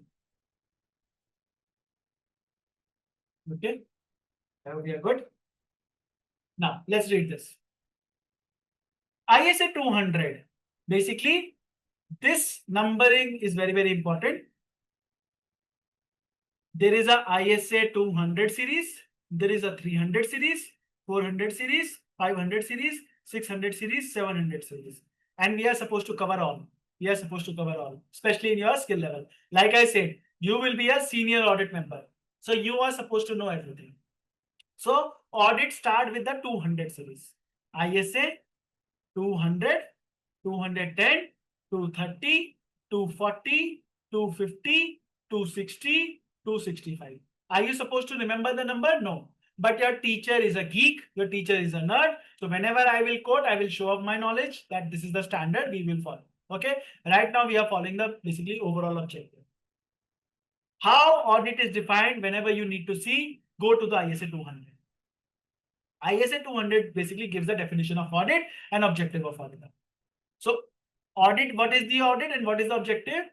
That financial statement is to enable the auditor. Auditor is what? Third party, right? To express an opinion on whether financial statements are prepared in all material respect in accordance with applicable FR. Let me help you with this.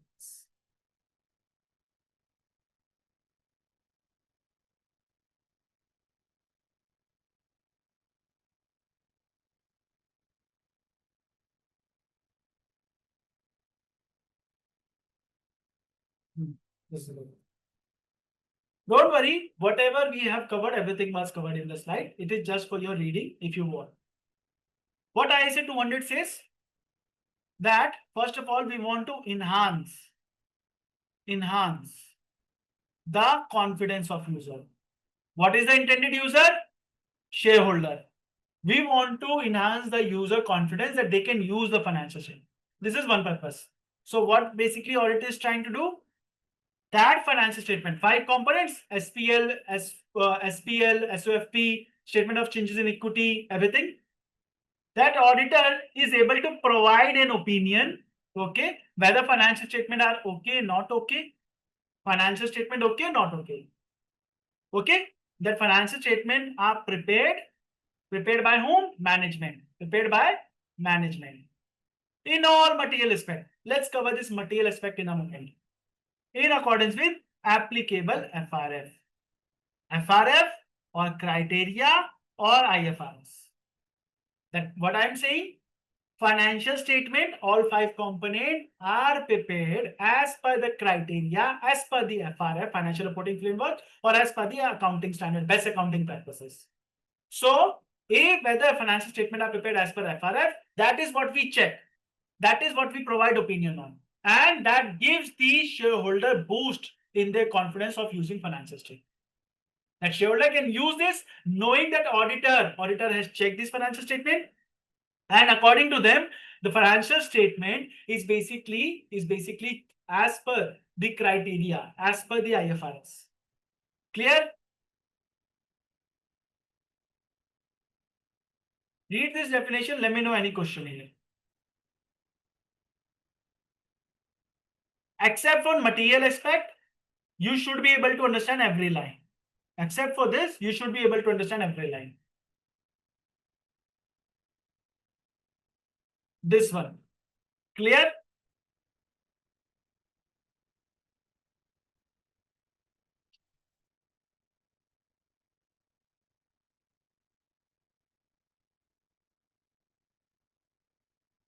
You're good? Now, objective of auditor. Now we will introduce true and fair view, and expectation gap and materiality. Now I will introduce these 3 concepts. So overall objective, ISA 200, overall objective of audit. Okay. We have introduced financial statement. We have introduced auditor, external auditor.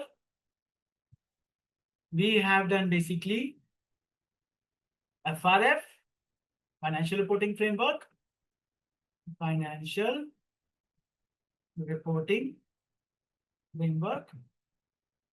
I have to cover this FRF also.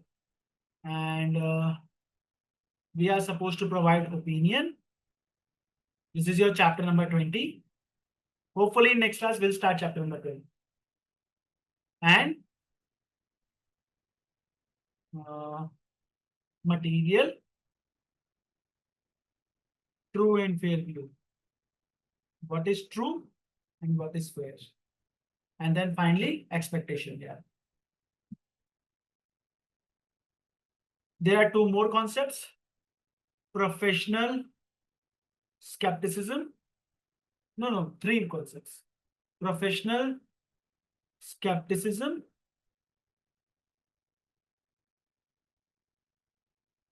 professional judgment, and finally, materiality. By the next class, we are supposed to cover all these concepts because these are very, very basic things for audit. And if your basics are not clear, entire audit will not be clear. So please pay attention. Please ask question wherever you can. Because once we move these concepts, then everything will be blunder if it is not covered clearly. Financial statement, we have understood clearly. Okay. Auditor, basically appointed by shareholder. How they are appointed, we will check that. Okay. This is a third party independent. Okay. Honesty and objectivity is there. Three criteria: honesty and objectivity. Or I should say integrity. This is the three criteria. Financial reporting framework, I have tried to told you, this is financial, basically this is best accounting practice. You can see I'm unnecessarily repeating multiple times so that none of you remain with any doubt. Or also known as IFRS. Opinion, chapter number 20, right now, okay or not okay? Again, it is an opinion. Remember, the word is opinion. Materiality, true and fair view, expectation gap, professional skepticism, professional judgment, and material. Oh, materiality was already there. Materiality. Let's see auditor's objective. What is auditor's objective? Objective of auditor. So audit objective is to check financial statement are prepared as per criteria. What is the auditor? The person who does the audit. To obtain reasonable assurance that financial statement as a whole, free from material misstatement due to fraud or error. Okay. In order to enable them express opinion whether financial statement are prepared in accordance with applicable. Now, there are two lines. One is that financial statement, we know that auditor wants, as an auditor, what do you want? You want to ensure or confirm or obtain reasonable assurance. I told you audit is assurance. This is known as reasonable assurance. Just for simplicity, reasonable assurance means detail checking. Audit is an assurance, also known as reasonable assurance. A detail checking. You check lot of things. That is what reasonable assurance is. So what auditor is trying to do here? Auditor trying to ensure, trying to confirm, or trying to obtain a reasonable assurance, meaning a detailed check on financial statement that whether they are free from any misstatement, and those misstatements should be material, or that financial statement are prepared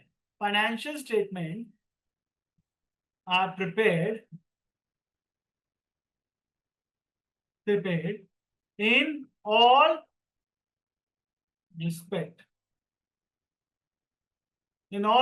of true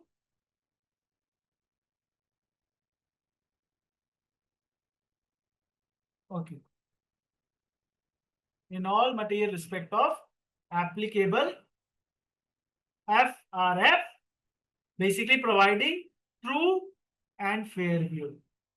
Again, here point is materiality. Materiality.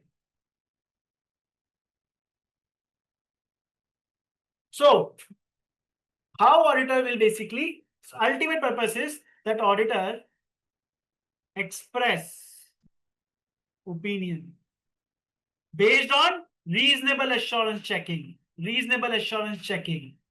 or detailed checking,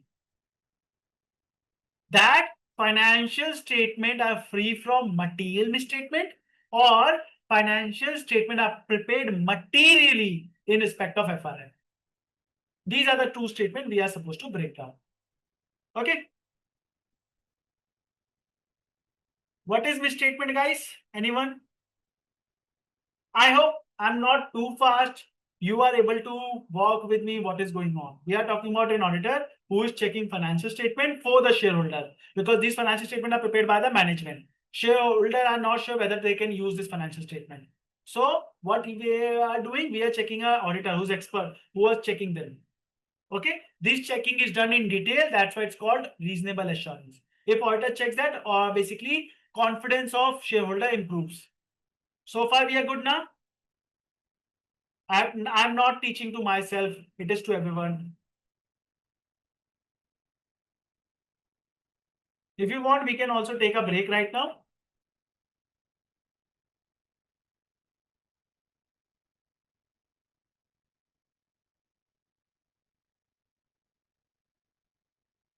Hello. Okay.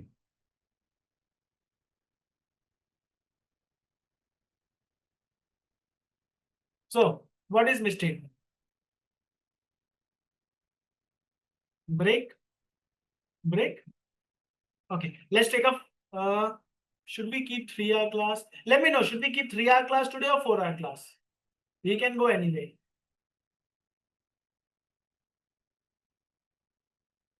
How many of you are ready for 4-hour class? Raise your hand.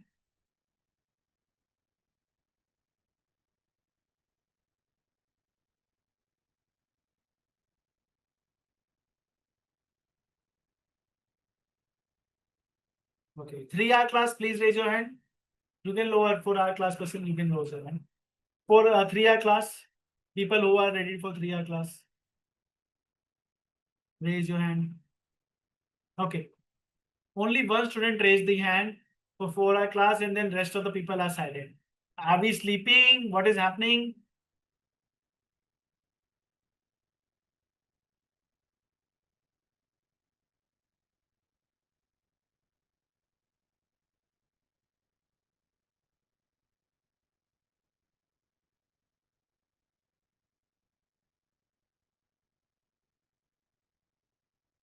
Okay. So because you have not received the book, so for today, let's keep it for 2-3 hours class. Let's see if we don't receive the books for next 2 weeks also. So in that case, I'll keep the classes 3 hours. But for today, let's keep it 4 hours. What we can do, let's take a 5 minutes break and then we'll be back. Okay, we'll break down this audit definition, and once we are done, then this chapter is almost done. This chapter is not over. Okay, so first let's break down this definition of materiality. They break down this true and fair view, understand applicable FRF, everything, and then we'll be done with this chapter. Let's take a 5 to 10 minutes break and we'll be back.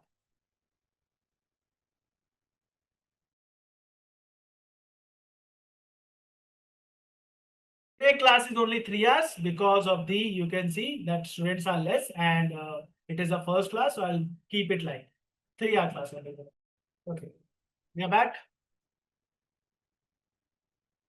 Misstatements. What is misstatement? Misstatement is basically error or fraud. Error or fraud. Let's say you write 56,000, and instead of 56,000, you have written 65,000 as a revenue. Is this an error? Yes or no? You were supposed to write 56,000, but you have written revenue of 65,000. This is an error. Let's say there were 10 revenue transactions. and you only posted 9 transactions. Is this an error? Error includes incorrect amount, or omission. Incorrect account also. Classification error, amount error, omission error. I hope you remember the basic accounting principle errors, error of omission, error of commission principle, right? All those basic accounting errors. So this all will be error. Not only incorrect amount, not only incorrect account, but also not posting all transaction is also error. So if let's say you are reporting revenue of 56 million and by mistake you reported it at 65 million, this is an error clearly. If let's say the revenue, you have booked a revenue, you have received a 3-year advance. So ideally you should book revenue, let's say 30 million, 10 million in year 1, 10 million in year 2, 10 million in year 3. But if you booked entire revenue in year 1, this is also an error. So classification, cutoff, basically recognizing entire revenue in one single year, this is a cutoff error, this is a classification error, this is a compensation error, this is a basically omission error. So any error that leads to incorrect financial statement, any error, any basically any misstatement that leads to incorrect financial statement. Now, whatever I have said about error, just add the intention of person. Intention of person. That it is done willfully. It is done willfully. Knowingly. Knowingly. Well, what you have done is a fraud. Same thing. Incorrect amount, incorrect account, basically missing transaction, incorrect period. Same thing. Just intentionally, willfully, knowingly. This turns out to be fraud.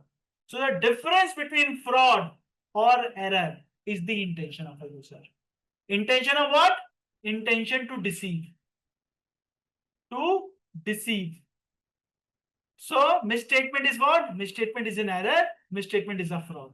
Depending on the intention. What is the error? Error could be incorrect amount, incorrect account, omission, cutoff period. All this could be the error.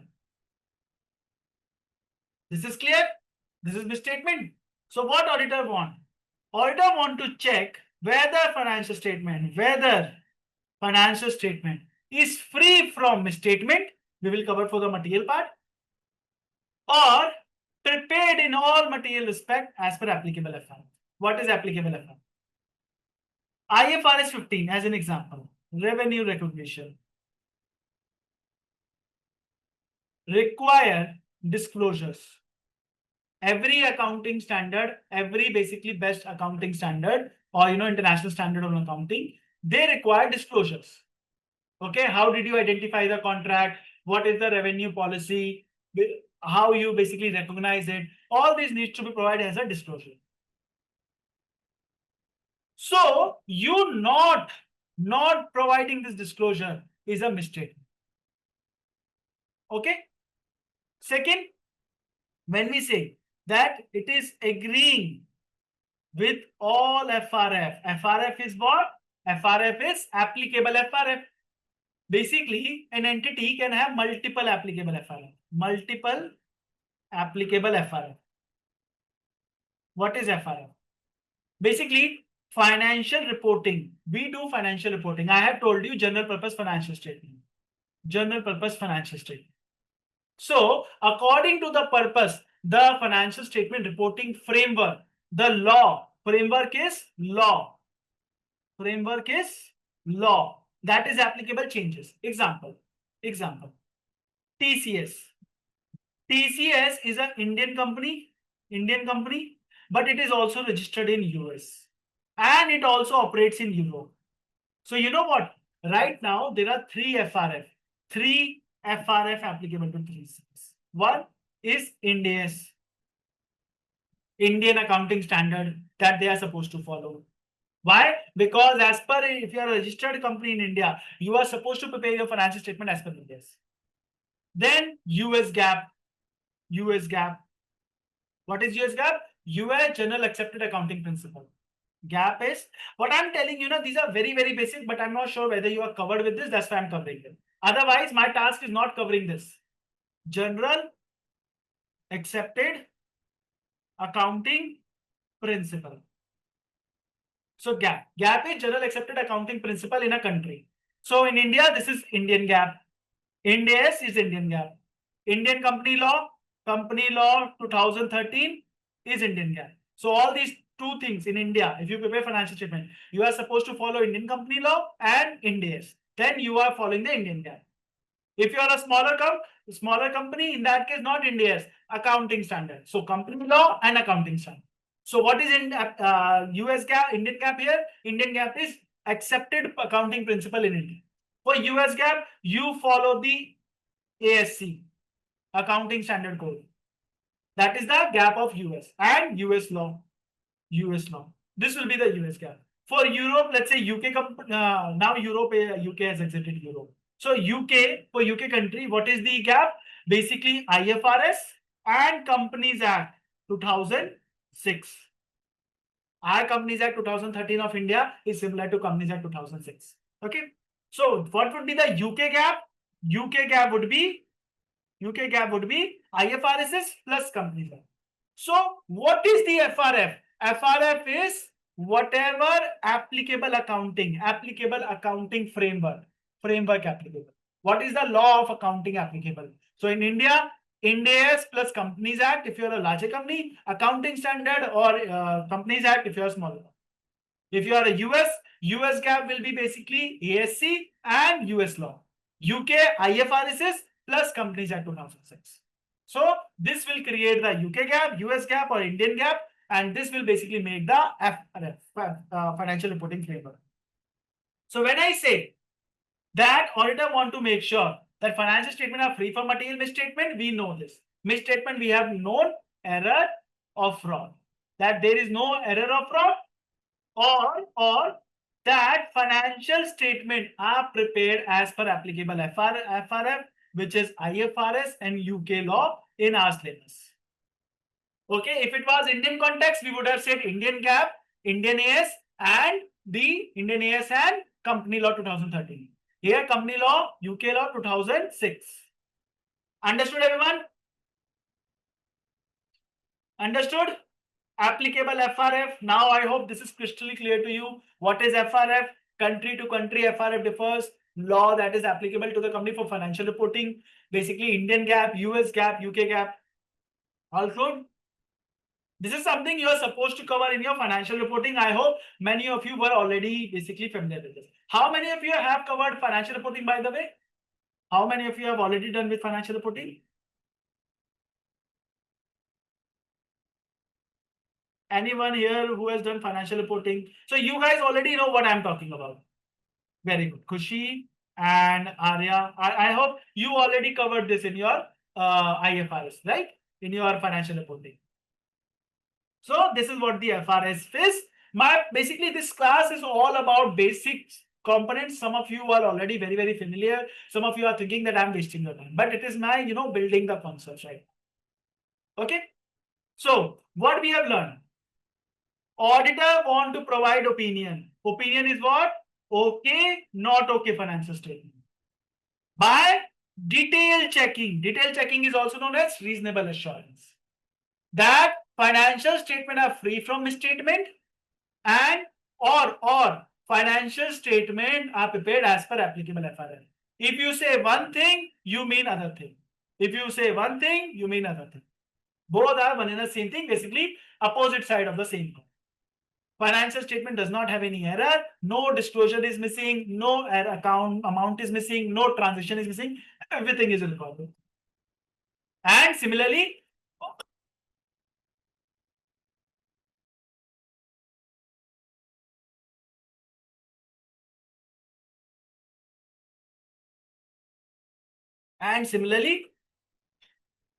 all IFRS, whatever is applicable, you have complied with them. Complying with them IFRS means that you have no misstatement.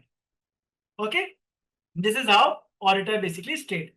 So auditor expectation is to obtain reasonable assurance. Reasonable assurance. We will further discuss reasonable assurance, but right now it is detail checking. Detail checking. You can see in audit, I have to break each and every word. This is how technical audit is. Okay, but with the explanation now, I hope this is becoming easier. This is clear, getting clear, crystal clear. I hope this is the case. Objective of auditor is to obtain reasonable assurance, basically obtain reasonable assurance by detail checking whether financial statement, all 5 components are free from misstatement, whether fraud or error. Okay, in order to enable them express an opinion that financial statement okay or not okay, or financial statement are prepared. Basically, this line is missing in accordance with applicable FRL. In case IFRS or UK law. Right? So this is the objective of auditor. And this is the objective of audit. Checking the financial statement, reporting to the shareholder, providing, increasing their confidence, telling them that this financial statement are prepared as per FRL, that applicable accounting requirement.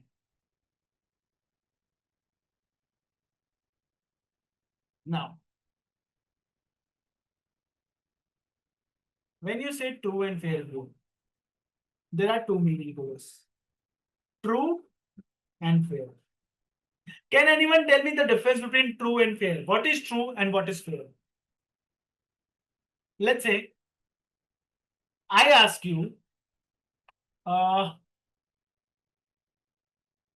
this is an example. You are, let's say, working and I conducted an extra class. Good faith, just an example. I conducted in an extra class. So on Monday to Friday, and you asked your employer, please give us a leave. Please give us a leave. So what happened? Employer approved, employer was good. He basically approved you. And now you basically went home to attend the lecture. What happened? What happened? Basically, I got ill. I hope that is not the case because I have to cover your syllabus. I got ill and class was cancelled. Okay. In first 5 minutes, I got ill and class was cancelled. So what you did? You had 3 hour, 4 hour day, basically 4 hour time. So you were bored. So what you decided? You went to a movie. You said, let me go to a movie, use my time because I am on leave. And when you were sitting in the movie, actually you didn't notice your employer was also sitting behind you. You didn't notice him or her. Next day, you went to office and your employer was waiting for you. He or she asked you whether you attended the class. Whether you attended the class for which you took the leave. And you said yes. You said yes. Tell me whether you were lying. You went to the class, you attended for first 5 minutes, and class got cancelled. But when your employer asked whether you attended the class, when you say yes, is it a true or is it a false? Is it a true or is it a lie? Guys, is it a true or is it a lie? It's a truth. No. Why Pavitra? Why it's a lie? You attended 5 minutes. You attended the lecture. Pavitra. Those who are saying lie. Why? It's a truth. You attended the lecture. That is what we are going to come believe, but I did not say half truth or full truth. Was it a truth or not? Was it a truth or not? When you said I attended the class, is it a truthful statement? Yes or no? Yes. Everyone agree? Everyone agree? But was it fair? Was it fair to your employer? Was it fair? Was the intended use there? No. You told something and you know the result would be different if you give the full context. The basically understanding would be different if you give the full context. So without full context, Without full context, truth does not mean anything. Without full context, truth does not mean anything. And that is why something needs to be true. It needs to be fair as well. Understood? True and fair? This is true and fair. Give true and fair. True means correct information. Fair means clear, impartial, unbiased information. Not manipulating. Manipulating information, telling them truth, but with an intention to deceive is itself a lie. So, information should be truthful as well as fair. They should be correct, verifiable, at the same time unbiased. Meaning, if let's say, giving the same example, I have a 3-year contract that is 100 crore revenue. However, this contract is for 3 year. In 1 year, I say I have a 100 crore revenue contract. Am I saying correct thing? Yes. But does it mean that my first year revenue is 100 crore? Answer is no. Right or not? If I say I have a contract in my first year is 100 crore, does it mean I have a 100 crore contract? Right. But does it mean that my revenue for first year is 100 crore? Answer is no. Revenue will be 33.33 if let's say it's based on time lapse. Yes or no? So when I told people that I have a 100 crore contract in my first year, is it truthful or is it a fair representation? Is it a fair representation? I needed to tell them the full context so they could understand that my first year revenue is hardly 33 crore. So when we say true and fair, in audit we mean in full context. Truth in full context. So that meaning is not misunderstood. Misunderstood. And it is not biased towards something. That is truth and fair. True and fair. I'm not sure whether any teacher goes to this length, but I hope the purpose of this is clear. As long as you understand that we provide opinion, we check whether financial statement okay, and they are true and fair view. What is true and fair view? That whether financial statement has no misstatement or they are prepared as per applicable FRF. That means true and fair view. That financial statement are free from misstatement or basically they are prepared as per FRF. That means true and fair view. That information is relevant. No hidden facts. If you have covered your accounting, you know qualitative characteristics of the financial accounting. Qualitative characteristics include that financial statement should be faithful, representing the facts, substance over form. Getting these words clear, basically, a recall of this word, substance over form. No legal transaction, rather real transaction. Just because you have issued preference share capital doesn't mean it's not a liability. If preference share capital is redeemable, then it is a liability, not a capital. Yes or no? Remember? Substance over form, truth and fair. Everyone, making sense? Please tell yes or no.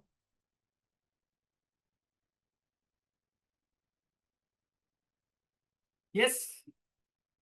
So, material respect is something we will cover. Prepared as per FRF. Financial report apply country to country, so you know the gap. Basically, this will decide what will be the FRF. In our syllabus, IFRS is our gap. IFRS is our gap. UK law and IFRS is our gap.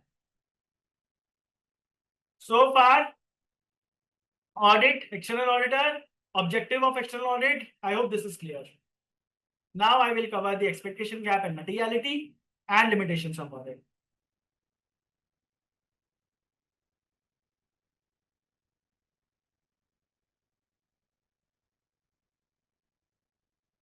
Materiality is something we'll cover last. Yes, Dilip. ISA is also different. Normally, as a UK accountant, we follow ISA, but in India, we are supposed to follow SAS. But for your basically, convenience, 90 to 95% are same. In India, we follow SAS, standards on auditing. Okay, Dilip? So, many students ask what will be the scope of ACCA after basically, in India. Answer is 90%. Because 90% of CA syllabus is similar to 90% syllabus of ACCA. How do I know? Because I have done both. I know what I'm talking about. It's just that in India, you have to read Companies Act 2013, you have to understand GST, you have to understand TDS procedure, Income Tax Act 2000, 2000 Income Tax Code recently introduced, Income Tax Code 2024 or 25, 25. And let's say these act you have to cover separately, and don't worry. If you cover the Companies Act 2006, 70 to 80% Companies Act 2013 is clear. Just that you have to remember the form names. GST, you learn taxation in your text subject.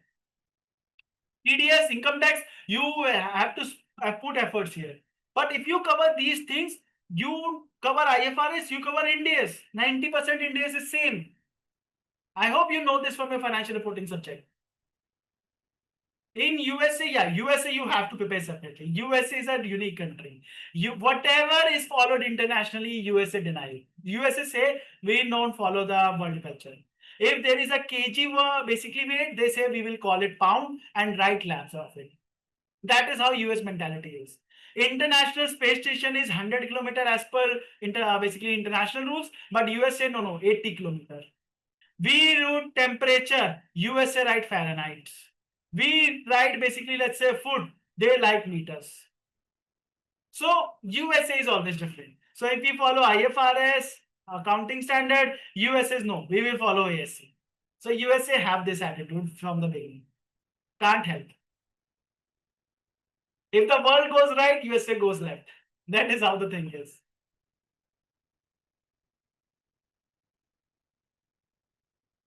Okay. So USA has a curriculum CPA, UK has ACCA, India has CA, and UK also has ICAEW, Institute of Chartered Accountants of England, well, ACCA, and one more degree.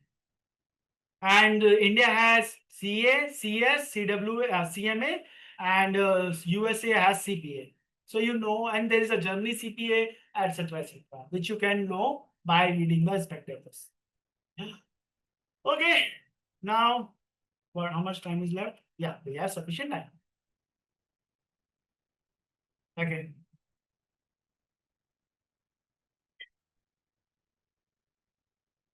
Let's understand the expectation gap. Very, very important. Here I'm writing everything in red pen. Expectation gap. Okay. Miss, what is expectation gap? This is plain English. Don't write it in exam. Misunderstanding of public about auditors. Public has certain misunderstanding about auditor, and that is called expectation gap. What is auditor, by the way? Auditor is basically one who's a third party, independent, who's honest, who has a very high integrity, who's objective, not biased. Okay. They report to shareholders, prepare a report, basically expressing their opinion about financial statement, that whether they are okay, not okay. These financial statements are prepared by the management. So auditor check on behalf of shareholder and report to them that these are okay. This increases the confidence of users. Basically, financial statement has multiple users. Primary user is shareholder or prospective shareholder. Then lenders, basically bank loan provider, banks, loan providers.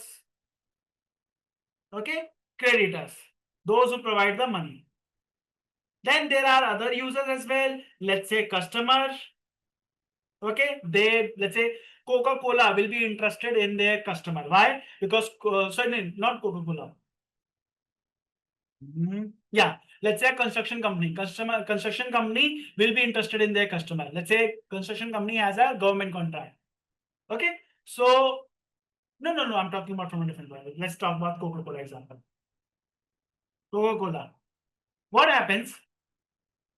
You have a customer as Coca-Cola. Coca-Cola has given you a contract. You are their supplier and they are your customer. They have given you a contract of producing 100 crore worth of Coca-Cola. Now think about it. Will Coca-Cola give this 100 crore contract to anyone or somebody with strong financials? Strong financial, somebody who has capital of 500 crore, somebody have a plant and machinery. So as a customer, you will be interested in reading financial statement of your company, seeing, okay, what is the practice of this company? How much capital worth company has? Because I'm not talking about, let's say, a small consumer like me. I'm talking about a large consumer, large, basically big corporates, B2B business. So they will also be interested in your financial statement. Basically, they will also be interested in basically in your annual report, what type of practices you follow, which we will cover later on. Okay, so customers are interested, creditors are interested. Basically, as a supplier, will be interested in your financial statement, knowing whether you will be able to, provide them money for the goods they have provided. Lender and bank will be interested whether you will be able to repay their capital, provide the interest. And then government will be looking at your financial statement for what purpose? Can you think? For tax purposes, for laws and regulation purposes, that you have followed the law, you have followed the IFRS, FRF of the country, you are reporting to people. Local community will be interested in your financial statement, that how much employment you are providing to the local community, yes or no. So there are different user of financial statement. So what auditor does, when auditor provides opinion in a report about financial statement, it increases the confidence. Increases the confidence of user that whether they can use. Now what happens now? These users have a very different expectation. Different expectation. They believe if auditor has checked financial statement and they say that financial statement are okay, meaning positive opinion, or in favor of company,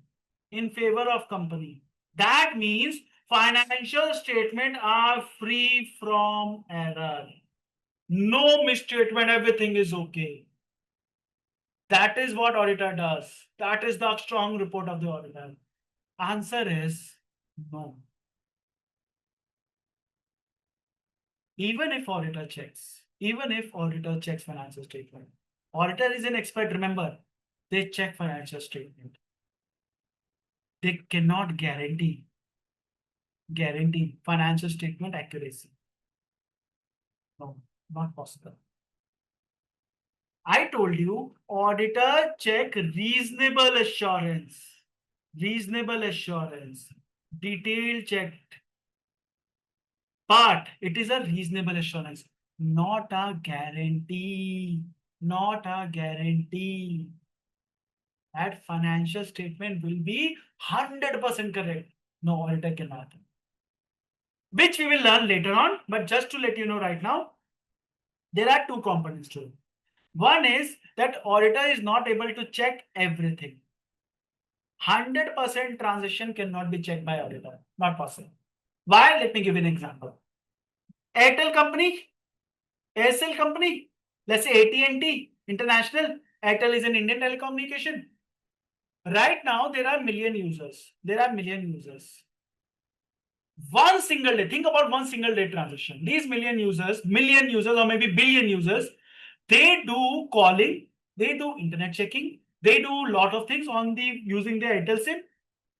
Now think about one day transaction. How many transaction happens back and forth for every time they use? How many transaction happens? It will be crores of transaction in single day. Now, just to let you know, even if you combine all CA firms, all auditing firms of Delhi, they will not be able to do checking a transaction of one single day in 30 days. In entire month, even if I spend entire resources of Delhi, they will not be able to check one single day transaction for next 30 days. This is how voluminous transactions in audit are. Then how do you expect auditor to check everything? 100% checking is never possible. This is just a very, stretch example, but I hope you get the idea. 100% checking is not possible. And second, there is one concept. There is one thing which is known as judgment. Judgment in accounting. Remember IS 37 provisions. Let's say receivable. We have $10 billion receivable. How much we are going to recover? Management can say we will recover entire 10 billion. Is it possible? Answer is no. Let's say it is possible. But even then, we follow conservative accounting. And we book certain allowances, let's say 1%, 2%. Now, whether this 1%, 2% is correct, we don't know. Why? Because it is an estimate. Estimate is always about future, and nobody knows what will happen in the future. Let's say COVID happened, we will not be able to recover half of the amount. Let's say economy is booming, we'll be able to recover entire amount. But do we know exactly? Answer is no. It is an estimate. It is a judgmental thing. If you don't understand provision, let's talk about depreciation. Depreciation is charged on what? Tangible assets. How? Based on the expected life. Remember, expected life. That we expect asset to be 3-year, 5-year, 10-year. But do we know exactly that from the day one that will only run for 3 years? Maybe if we are an Indian and Indian is using, they may use it for 10 years. What if a foreigner is using? Maybe they'll use it for 1 year. How do you know? This is just an estimate, just a judgment. So we can never sure for the judgment or estimates. Judgment or estimates are very difficult in accounting. How can you challenge? Auditor will say, no, provision should be 10%. Manager will say 2%. Which one is right? Nobody knows. Because nobody can know the future. So judgment is a very difficult area. And thus, auditor is not able to check judgment in accounting, and there are lots and lots of judgment. You might have done accounting in basically, you have been doing accounting from your 12th standard. Basically doing the provisions, doing the depreciation, doing the, let's say capitalization. You have been doing a lot of things, but you might not know the underlying assumptions, underlying judgments involved in that. And accounting is 70 to 60% is all about judgment. We don't know. And that is why auditor can never say for sure that yes, financial statement are accurate. Because let's say financial statement has a value of receivable 10 billion. But what if this 10 billion not recoverable? Financial statement, let's say, have a value of inventory, let's say 7 billion. But later on, inventory got obsolete. Basically, the product become discontinued, out of fashion. How auditor will ensure this 7 billion recovers? But people made decision based on your report. People decided to invest in the company. People decided to, use your report, and they decided to, lend more credit. But later on, it was not found. So this is called.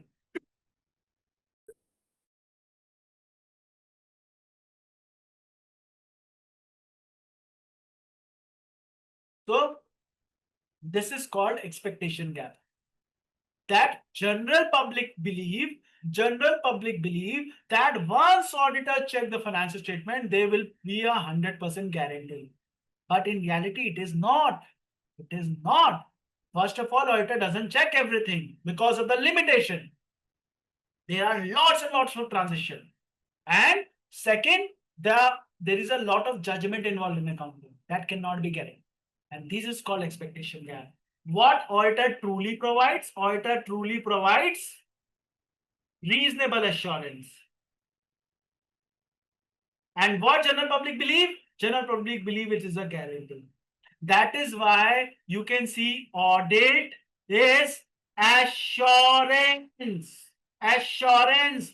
Audit is not guarantee. Audit is assurance, and that to a reasonable assurance, detailed assurance, detailed checking work. But still, we cannot guarantee. Yes, it is a perfect financial statement. No auditor can say that. The moment an auditor say that this is a perfect financial statement, they are breaching their codes of ethics, because auditor cannot provide this.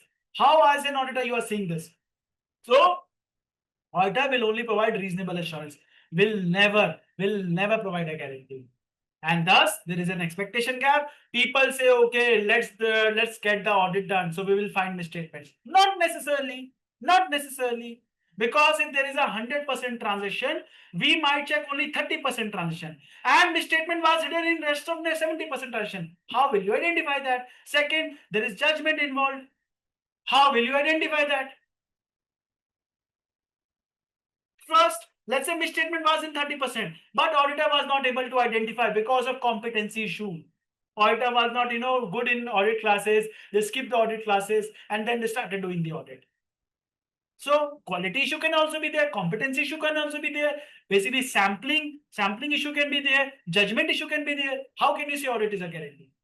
So there is an expectation gap. I hope I was able to clarify the expectation gap. Read this and let me know any confusion. Expectation gap. Sorry if I, out loud spoken, but I hope you get this idea. Any question, please do let me know.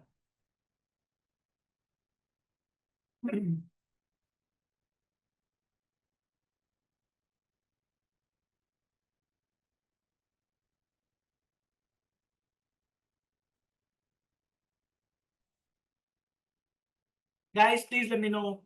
I don't like silent class. Please let me know.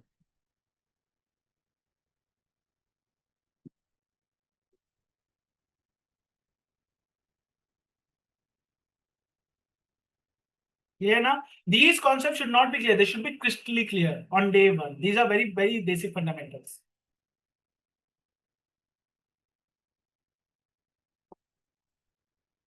Right? These are the users which we covered: shareholder, employee, management, customer, supplier, and government. Director or management are also interested in financial statement for making decision. Employee are interested for their bonus. If company is making profit, then definitely employee can expect more salary. Less profit means employee need to basically be careful because company will not declare the basically more salary.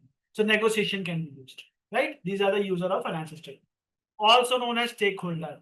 Though again very basic, but just for the purpose, users of financial statement known as stakeholder.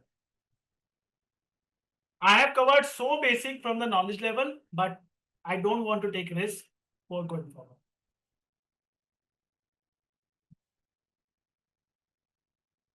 Reasonable. Reasonable has no, quantification.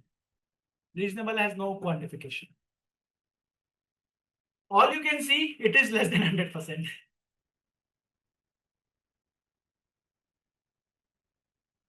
See, if I say there are chances of mistake, I am saying after giving opinion, positive opinion, I'm saying there are low chances of low chances. Doesn't mean that it will not happen. We will cover the Enron case. We will cover the Satyam case. Enron and Satyam case are the classical example where auditor provided opinion saying financial statements are okay. Later on, this company turned out to be fraudsters. And we'll understand auditor's liability.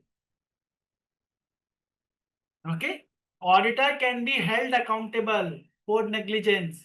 You can file case against auditor, send them to jail. In PwC case, auditor went to jail. Sorry, in Satyam case, auditor went to jail. In Arthur Anderson case, auditor went to jail.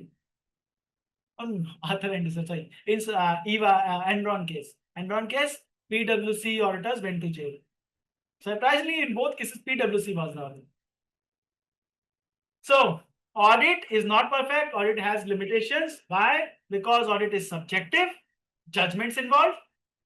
Internal control may be relied, which have their limitations. We will cover later on, chapter number 9 and 10. I will cover internal control. Representation of management may be relied on. You need to use management information. Again later. Evidence is persuasive. Do not test all transitions. 100% transitions are not tested and judgments are involved. Other limitations, let me explain. Other limitations.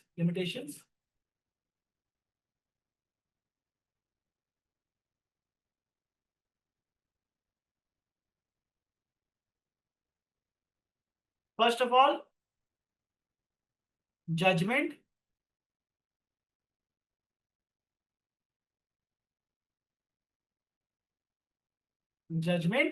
Okay. Estimates cannot be checked, cannot be reliably checked.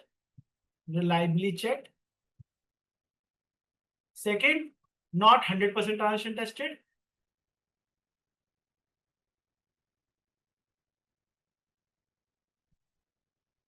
Why, you might ask, why not 100%? Because of the cost versus benefit.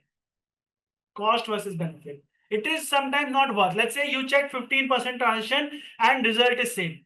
And then you check additional 10% transition and still result is same. So that means if you check 15% transition, you can project the result for 100% population.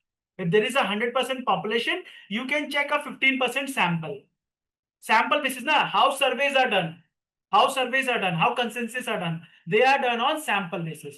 For 100% population, 15% people are checked. Just like this. Okay, any survey, any credit rating you might see, this is done on sample basis.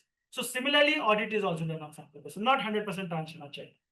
Because it is not worth the cost versus benefit.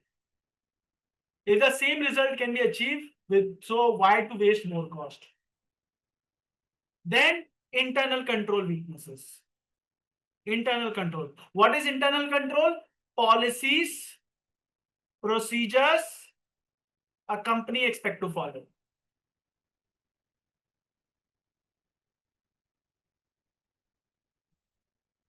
What is internal control? Basically, controls are known as policy procedure. Why? Because this is something that the company is supposed to follow. Employee dress code, let's say timing of reporting. Okay. Reporting hierarchy, who will report to whom.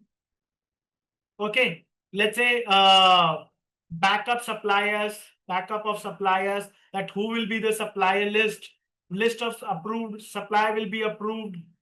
Okay, when payment make approval required, so that no fake payment, no unauthorized payment is made. So all these are procedures. Let's say operations, smooth operations, operation smoothness, that raw material comes on timely basis, we are not run out of inventory.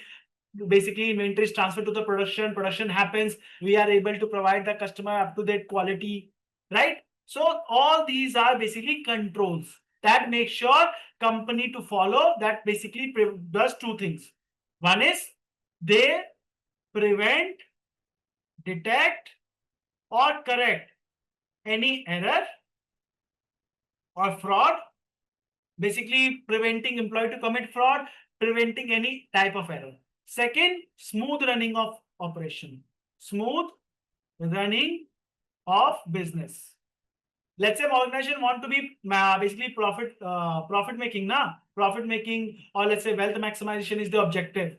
So implementing this internal control help achieve this objective by preventing, detecting any error or fraud or smooth running of operation. These are internal control. Now, if you have internal control, that means your financial statement should be good. Financial statement should not have any error.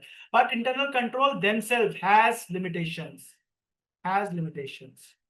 Internal control has limitation, we will cover later. Second, evidences are persuasive. What is persuasive? That what auditor will do, how auditor will check financial statement. Auditor will get evidences. Auditor will check basically documents. Let's say if sale happened, sale invoice is there. Let's say good dispatch note. When our sale happens, you basically provide a delivery note. So this delivery note document is there. All these evidences are here. That means sale actually happened. Sale actually occurred. This was a genuine sale. So auditor will check all these things, that yes, financial statement are representing actual true sales. So auditor will check these documents. But these are persuasive, not conclusive. What it means, that these can be manipulated. These evidences can be manipulated. So they only give you an idea. They can never 100% for sure guarantee that yes, this actually happened. Okay, because fake invoices can be created, fake GDNs can be created. That's why they are persuasive, not conclusive. And because of the estimate which we discussed, we have to rely on management judgment. Management, basically confirmation. Management is the one who will be basically running the business. So they know better of the business. As an auditor, we will hardly know about businesses. We will know. We will later on discuss this. That management knows so many things. So we have to rely on management about so many facts, so many information. So that's why management confirmation will be a dependency of our audit. So management dependency, internal control that we implement has themselves have limitations. Evidences are persuasive, not basically conclusive. Basically, there are estimate judgment involved, and basically we do not check 100% function. These are the limitations of audit, and thus there is an expectation gap. Audit will not be able to provide guarantee. This will only be able to provide reasonable assurance. But people believe that yes, this is 100% guarantee, which is incorrect.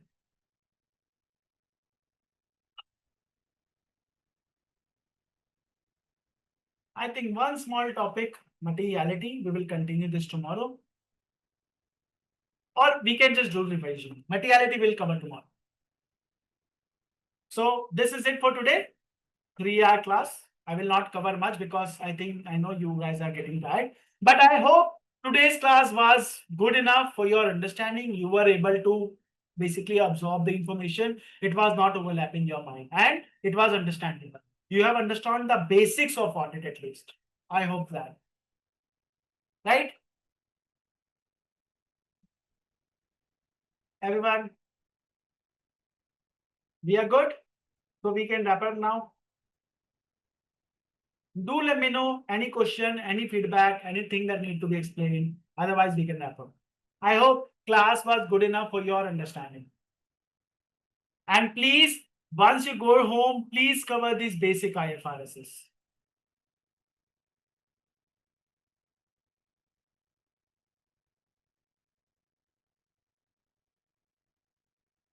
Okay, that's it for today. Thanks for attending to this class with me. See you tomorrow. And tomorrow we will decide, basically after next week, we will decide whether classes will be 3 hours or 4 hours. Or we can continue 3-hour classes whenever we need, we'll continue our 4-hour class. Okay, that another approach we can do. Classes was intended to be 4-hour class, but right now we have a less number of students, so we can decide later on whether it will be 4-hour class. Okay, that's it for today. Thanks for attending today's class. See you tomorrow. Bye-bye.